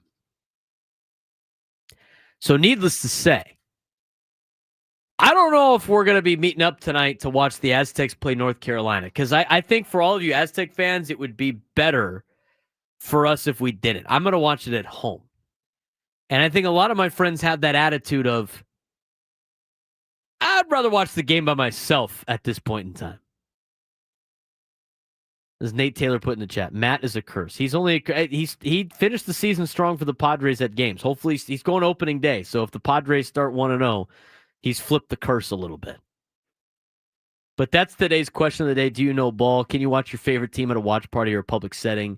Assuming you're not going to the game, and if it's a big game, yes, of course, or don't bug me, leave me alone. I'm going to watch it alone. That's our daily poll today at 97 through the fan SD on social media. You could also check it out on the B Serp page as well at B_SURP. My own personal Twitter page. You can also follow me on Instagram and on TikTok as well by those handles at B_SURP. Be sure to give us a like on the YouTube chat if you haven't done that already on the YouTube. Everybody that's on YouTube, thanks again for all of you guys jumping on. We really appreciate that, but be sure to vote in that poll. I'll give you my 2 cents at the end, even though I kind of explained it a little bit, but that's why that question was posed, was because tonight we got to go somewhere to watch. Not a lot of people interested in doing that. Although the last time the Aztecs made a run, I went to pitchers every single time in Rancho Penasquitos, and they went all the way to the national championship. So maybe I have to do that for the betterment of San Diego State. I mean, I will. Don't pull my leg. But, if I have to do that, I will. San Diego State, North Carolina. Full breakdown of this potential matchup coming up. But we do want to mention, we had it earlier on in the morning. And I know it was posted last night, but Brian Dutcher was asked about Magoon and the health status of Magoon and whether or not he would be able to play tonight against North Carolina. Here's the latest update that we have from Brian Dutcher leading into tonight's game against North Carolina. Magoon is our freshman big. He was freshman of the year in the Mountain West Conference, defensive player of the year in the Mountain West Conference, and he's been out of action since February 22nd, I believe. So basically 6 games. He got hurt 2 minutes into the Utah State game. So now we practiced full yesterday, limited reps, but full go. And so our intention is to have him on the court tomorrow and see what kind of difference he'll make for the Aztecs. We'll see what type of difference he makes. That's a big question.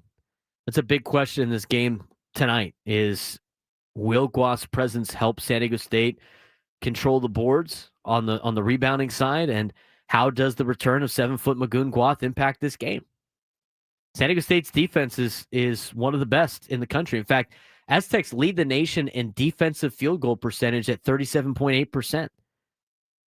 North Carolina's got the offensive firepower. They rank 22nd in offensive efficiency. So the big main questions and really keys of the game, can San Diego State's defense neutralize RJ Davis, who's averaging 17 points per game for the Tar Heels? And how does the return of 7-foot Magoon Guas impact this game? We'll try to answer some of those questions and give you a bigger preview of tonight's game between San Diego State and North Carolina coming up at 6:10 on True TV. Game 1 for the Aztecs in the NCAA tournament. They got to win 7 to win a national championship. They start in the first 4. It starts tonight. North Carolina has played San Diego State only twice in the past, both in 1988 and 1990, before any of these players were even born. UNC leads it overall 2-0. The 21-9 Aztecs and the 22-13 UNC Tar Heels. We'll talk more about that. We'll get to your phone calls when we return on the Braden Surprenant Show on San Diego's #1 sports station, 97.3 The Fan.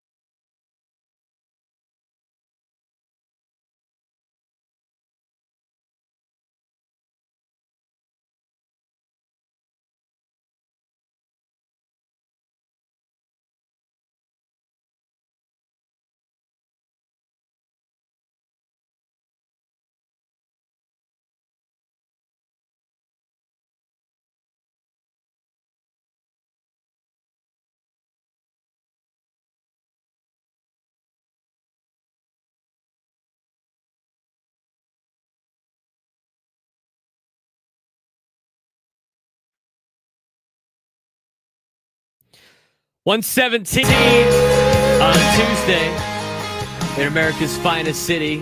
We got Aztec basketball and the NCAA tournament getting ready to start up today as part of the first four. First game of the NCAA tournament will actually be between two 16 seeds in the South region as Alabama State plays St. Francis at 3:40 this afternoon on True TV. Aztecs and North Carolina will tip off after the conclusion of that game. And just knowing San Diego State basketball, I'm sure it'll be delayed in some case. At least it's on the same network and playing in the same gym. So it's not like they start on some other app or something like that before you get to watch them play. Both these obviously in the South region. Alabama State, St. Francis, Pennsylvania. Winner will take on Auburn and probably lose. And then San Diego State and North Carolina. Winner will take on Ole Miss on Friday at 1:05 p.m. Pacific time. That game will be on TNT on Friday. And hopefully we'll be on when we go to Dave & Buster's on Friday to talk and be out there with all of you guys. So looking forward to that. Looking forward to Friday's show.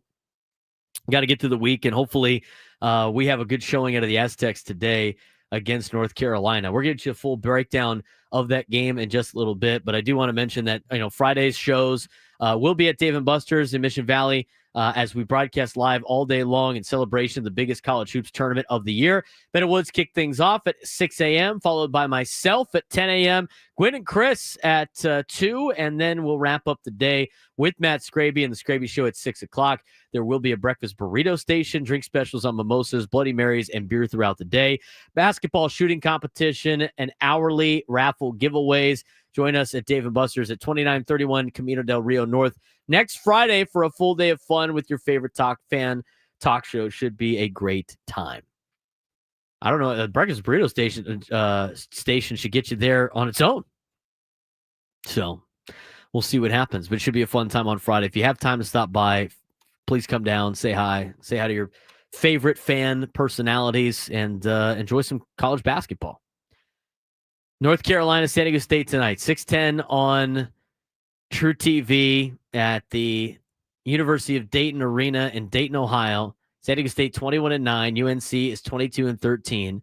UNC leads the overall series 2-0 with wins in 1988 and 1998, both before I was born and both before any of the players in this game were born. So take that for what it's worth.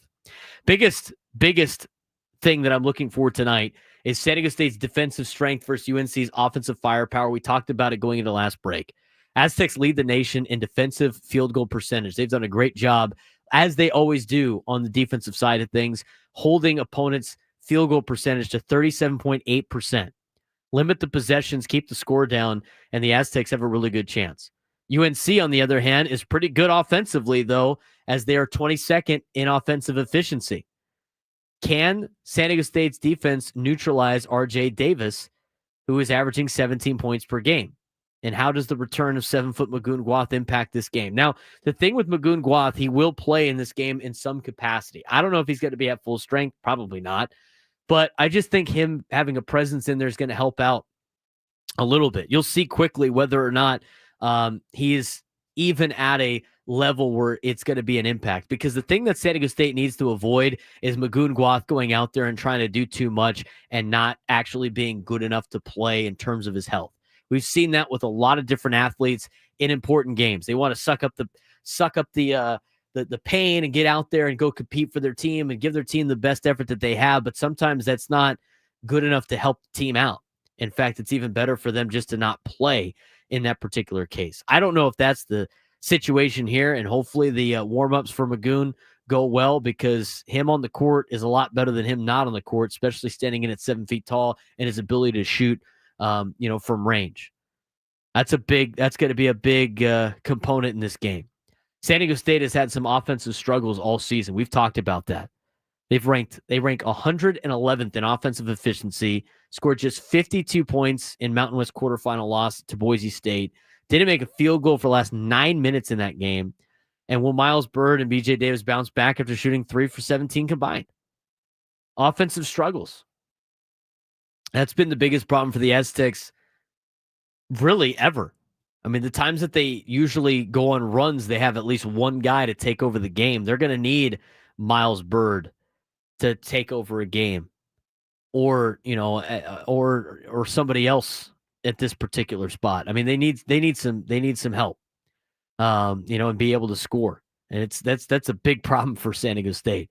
It's going to come down to the rebounding battle. San Diego State struggles on the glass. They allowed Boise State to dominate second chance points in the game in the Mountain West Conference tournament. An 18-3 advantage on second chance points for Boise State. North Carolina hits the offensive rebounds, and San Diego State's going to be in a jam. UNC's ability to rebound could be the key to their success, but can Magoon Gua's presence help San Diego State control the boards? You need Magoon to go out there and get some rebounds today, especially on the defensive end, because they allowed way too many against Boise State, and that put them in a major hole the entire time. I mean, that was the worst San Diego State's played, one of the worst they've played all year, coming off of a really good performance against Nevada at Viejas Arena. Don't go too fast. North Carolina likes to play at a high pace, high tempo team. You got to slow it down. You got to play good defense. You got to limit possessions, and you got to win the rebounding battle. UNC obviously is going to have that chip on their shoulder. A very unusual 1-12 record in quad one games. Something that is the lowest that has ever gotten a team in the NCAA tournament. West Virginia's so upset their governor's trying to sue the NCAA. That's going to make a difference, right? I don't like politicians getting involved with the sports side of things. I mean, you're not accomplishing anything, dude. Stop trying to rally the troops behind it. Stop trying to make it about you. But a 1-12 record in quad one games is significant. I mean, just because North Carolina has played the games doesn't mean they're as good as the games that they've played. They have to win some of those games. They've only won one. Now, that being said, they are 8-0 in quad two games, so it's not like they're a slouch of a team. They're still good enough to beat you, but there is going to be a lot of conversation of whether or not they deserve to be in the tournament. And a lot of the times when teams have that question of should they be in the tournament or not, they end up making a little bit of a run. So you can't let that fuel North Carolina's fire. You shouldn't have to worry about it. But I will say this, with the fact that they had a resume that wasn't necessarily good enough to make the tournament and they made it, and a lot of people being upset about that, you've definitely won over the national crowd of tonight's game, which means you've probably won over the neutrals that are going to be from Dayton, Ohio, attending the game, or maybe some of the fans from the teams of Alabama State at St. Francis, PA that stick around to watch the game, or maybe Texas and Xavier who wanted to go there for a couple of days and want to watch a couple of days of basketball.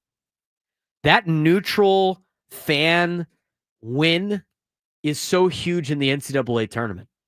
Again, it's something that's not talked about a whole lot because it's so unique to the NCAA tournament. We talked about it earlier on the show. Steve Fisher brought it up in his interview with Ben and Woods, the significance about the momentum shift, but also winning over that neutral crowd. And right now they have the advantage because I think a lot of people in Dayton want to see the San Diego State Aztecs beat North Carolina because they think it's a joke that North Carolina made the NCAA tournament.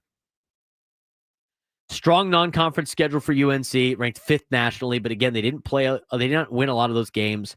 A lot of mixed results against the top teams, but have played close games. It's not like they're getting blown out, with the exception of Duke, who had blown them out twice. They did complete a 24-point comeback against Duke in the ACC tournament, ended up losing that game, but Duke didn't have their best player in Cooper Flack. Look at Magoon Gua's defensive presence and Nick Boyd's scoring ability tonight compared to RJ Davis's scoring and UNC's ability to avoid getting blocked. San Diego State leads the nation in block percentage at 18.5%. Now, a lot of that's going to come from Magoon Gua and his defensive presence. If he could go out there and play a lot of minutes, I don't know how many minutes he's going to be able to play. I mean, he hadn't played. He's missed like 6 games. He hasn't played in a couple of weeks. So not only does he have to try to come back and play a little hobbled, but he's going to have to try to play and be in enough shape to be able to go out there and compete at a high level. Now, I think adrenaline's probably going to take over at some point. But really, the health status of Magoon Gua is really going to shift how this team performs. I think Nick Boyd might be able to be that guy to take over a little bit with Miles Byrd. They have to have a good 1-2 punch tonight for San Diego State against North Carolina. Nick Boyd's been in a big stage before. I mean, he was part of that FAU team that went to the Final Four. So his first time being in the first four, Brian Dutcher's first time being in the first four. Someone's got to take over on offense for an offense that's really lacked from the majority of the season. Which team handles pressure better in do-or-die tournament setting? Aztecs got a lot of young players. North Carolina, they didn't make the tournament. They would, if they would have missed the tournament, they would have missed the tournament 2 of the last 3 years. So not really too much of an advantage, but there are still a couple of guys for San Diego State that have some deeper appearances in the NCAA tournament, and of course led by a coaching staff that had just taken their team to the Final Four a couple of years ago. Ken Pom projects a close 74-71 win for North Carolina. Can San Diego State's experience in the NCAA tournament, 5th straight appearance, give them an edge? And how much will UNC's tough schedule prepare them for this moment? That's really the two big questions in this game. Experience in multiple NCAA tournament appearances, experience in one of the most difficult schedules in all of college basketball. That's going to have to be answered tonight. We'll talk more about this with some final thoughts on tonight's game to get you ready for Aztecs and Tar Heels, plus a look at the rest of the NCAA tournament as you start to put together your bracket, because that's due Thursday morning. We'll give you some answers to that and some answers to tonight's game when we come back on the Braden Surprenant Show on San Diego's #1 sports station, 97.3 The Fan.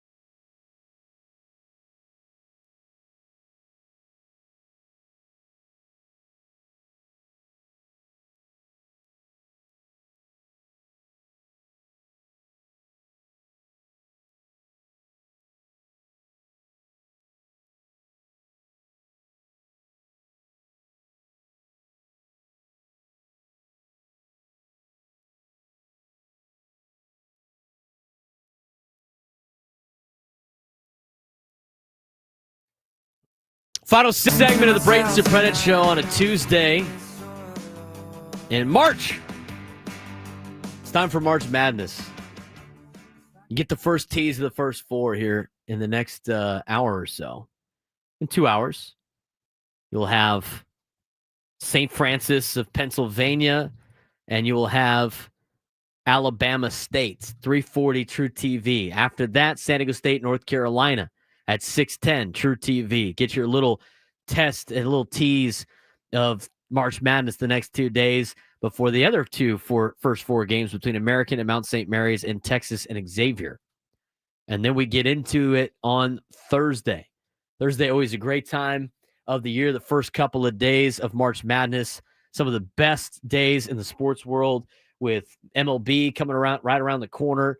We made it through the dark times of February, everybody, and we're here for March Madness basketball and college basketball and opening day. Opening day for the Padres within 9 days now, as we will be out there at Baja Ricks on March 27th, Ben and Woods and then myself getting you ready for Padres baseball for a 1:10 starts on opening day, leading up to Sam Levitt and the Padres pregame show, and Jesse and Tourney taking over. Can't wait for Padres baseball, but we're entertained until then with some college basketball starting tonight with San Diego State and North Carolina. We talked a lot about what's at stake here for the Aztecs and what has to happen. I mean, obviously, controlling the rebounds is going to be a key part in the game tonight, trying to slow down RJ Davis, another key cog in what you got to do. The other thing also is they like to run up and down the court. San Diego State needs to find a spot where they can't, don't play to the pace that North Carolina plays at. Slow things down, get rebounds, prevent second chance opportunities. Basically do exactly the opposite of what you did against Boise State, and you should be in a lot better shape.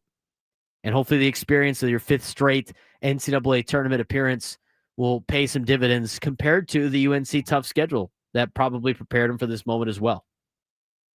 I mean, that is an advantage for North Carolina. I mean, just because they didn't win any of these games, they have played a lot of good teams this season, and they're used to some tough competition. The difference is San Diego State has actually beat a couple of teams that has tough competition. What does this game mean for each program's future? I don't think that's really a big question of where you're at. I mean, San Diego State's they're a good program that's still trending in the right direction. We asked the question at the beginning of the day of whether or not if they lose this game would make it an unsuccessful season. And a lot of that has to go with what you were expecting the Aztecs to do at the beginning of the season. If you thought the expectations for the beginning of the season was anything of first four exit or less, then I would consider this a successful season. If you thought at the beginning of the season this team could go further than that or win a Mountain West Conference tournament or win a Mountain West Conference championship outright, then sorry, guys. I mean, it's just not, it wouldn't be a successful season despite the team being young and everything else that's in play.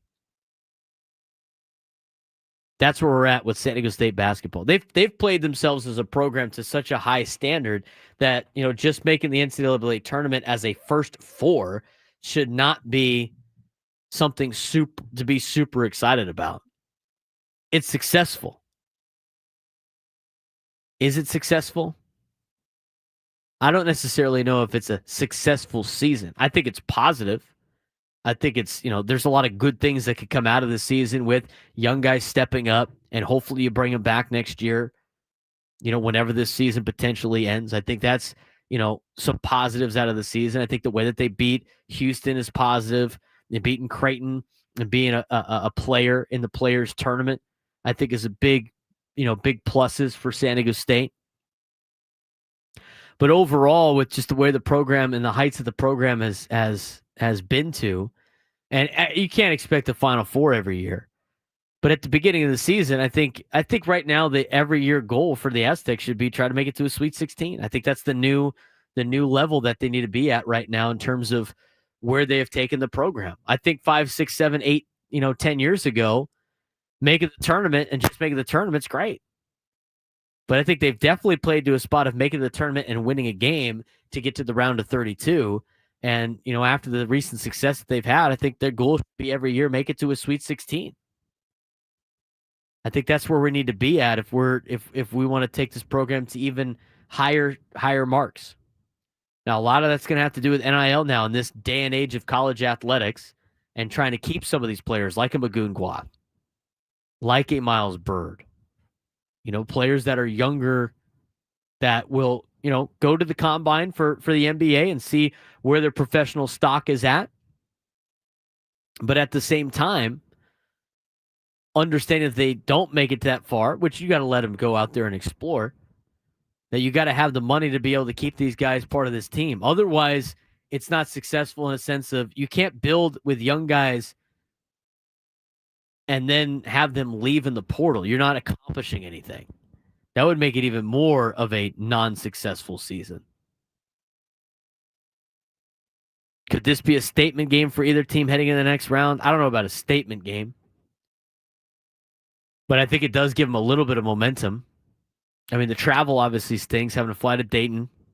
Quick turnaround after finding out you were playing in the NCAA tournament. Luckily for the Aztecs, they found out sooner than everybody else. I mean, that pick was quick in the first couple of picks when they were revealing the field.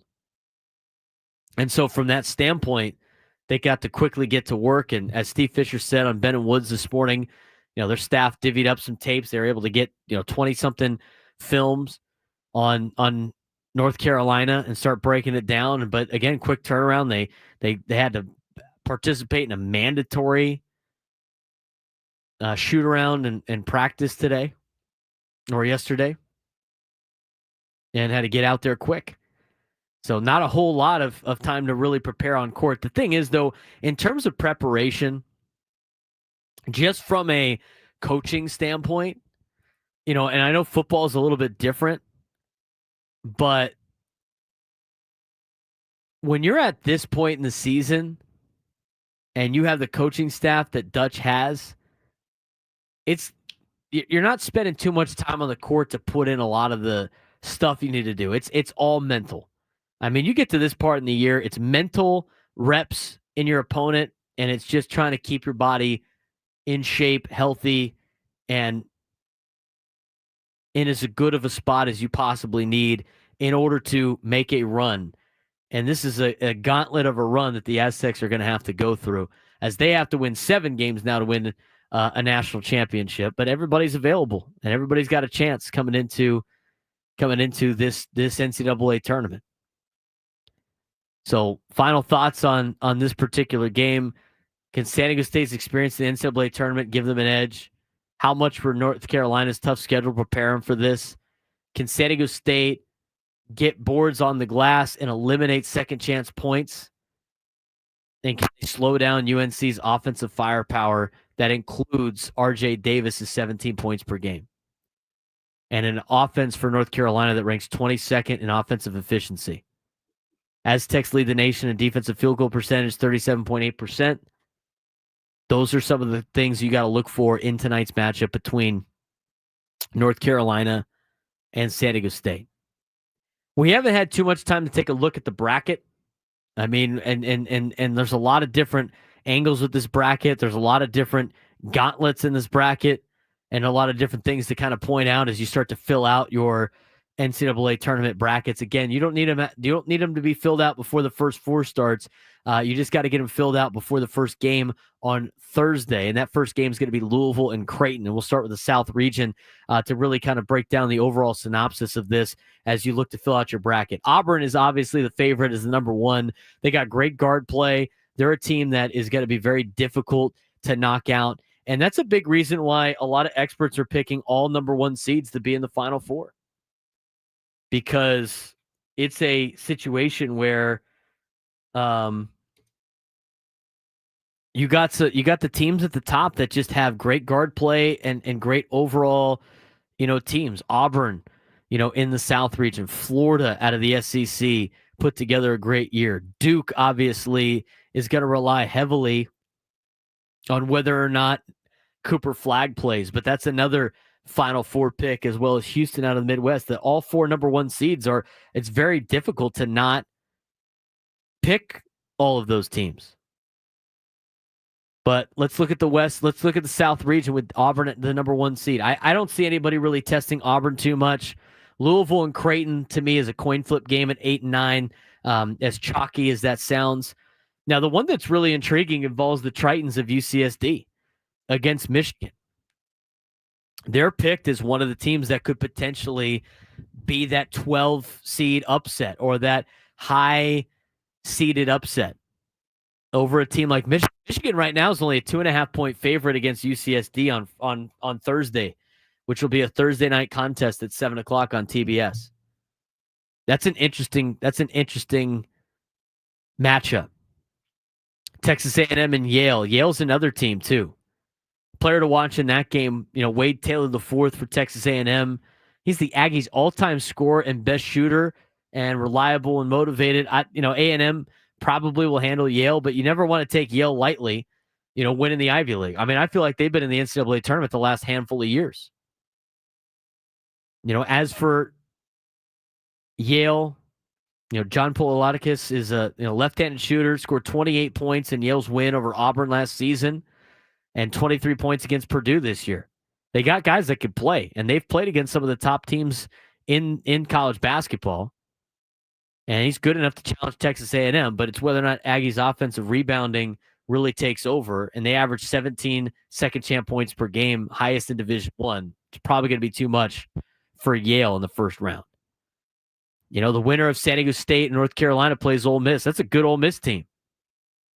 Sean Padula of Ole Miss, former Virginia Tech star, is their best shooter. 78 three-pointers made this season for the Rebs, and handles the ball for Ole Miss. Now, I think North Carolina and San Diego State has a chance in that game potentially after we find out tonight's matchup or tonight's game. But, Ole Miss is a tough out as a 6th seed. The Iowa State 3-14 matchup against Lipscomb. Iowa State is interesting, but Iowa State, it's just whether or not they're going to be healthy. A healthy Iowa State team can run to the Final Four, but the problem is they're not healthy. Curtis Jones, best 6th man of the country, can carry and the could score in bunches, but they're not going to have Keyshawn Gilbert. It's going to be good enough to beat Lipscomb, but if he could come back, then you might be able to get some play out of Iowa State. But other than that, you look at the bottom of the field, Michigan State is probably going to cruise to an Elite 8 on the bottom half of the South bracket. Marquette, New Mexico, that thing's going to be a dogfight. Marquette, New Mexico is going to be a great matchup. That's one of the best matchups in the first couple of games. That game will be on Friday at 4:25.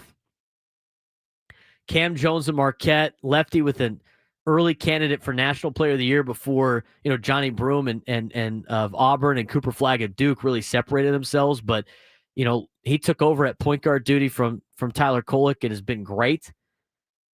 And you look at New Mexico, obviously we've seen them a couple of times, but, Donovan Dent's one of the best point guards in the country. Don't be surprised if the Lobos are able to clip Marquette in the first round of the NCAA tournament. That's going to be a great game. But otherwise, that in the South, Michigan State, Tom Izzo doesn't lose in the first round of the NCAA tournament. And they're going to handle Bryant. And then a game against Marquette or New Mexico, they're probably better than both of them. If Iowa State's healthy, then Michigan State probably gets a little bit of a challenge, but I could see Michigan State kind of playing their way through the Final Four. If they can knock off Auburn. But Auburn might have too much guard play. It's a very interesting South region. Head over to the side they're paired with Florida. Florida is the favorite again. The number 1 seeds are getting a lot of love right now. Interesting matchup in UConn and Oklahoma. I mean, UConn and, the West region's the most difficult region by far in the NCAA tournament with some heavy hitters. Florida is a lot of people's pick to win the national championship, but the way that they've been able to play the last couple of weeks and have shown a lot of bright spots, just winning the SEC tournament. You got UConn, the reigning back-to-back reigning national champions, as the 8th seed in this particular region. Oklahoma played a gauntlet in the SEC. You got Memphis and Colorado State. That's going to be a rock fight. You go down the list. Grand Canyon's a sneaky team out of the WAC. That's a school that not a lot of teams want to be able to play. Maryland did really well in the Big Ten. Missouri and Drake. Missouri near the top of the SEC. Drake is a team that's won a lot of big games this year. Texas Tech, one of the best teams in the Big 12, is a 3 seed. I mean, look at the coaching matchup in the bottom part of the West region. Kansas with Bill Self, Arkansas with Coach Cal, and St. John's with Rick Pitino. I mean, you're going to have a great coaching matchup in the first round and in the round of 32 to try to play into the Sweet 16 with those 3 teams. And that's not even including Omaha, who had a good season. That is a gauntlet of a bracket in the West region. Moving over to the East, just to look at it briefly. I mean, Cooper Flag health status might affect this, but Duke's going to probably run away with it.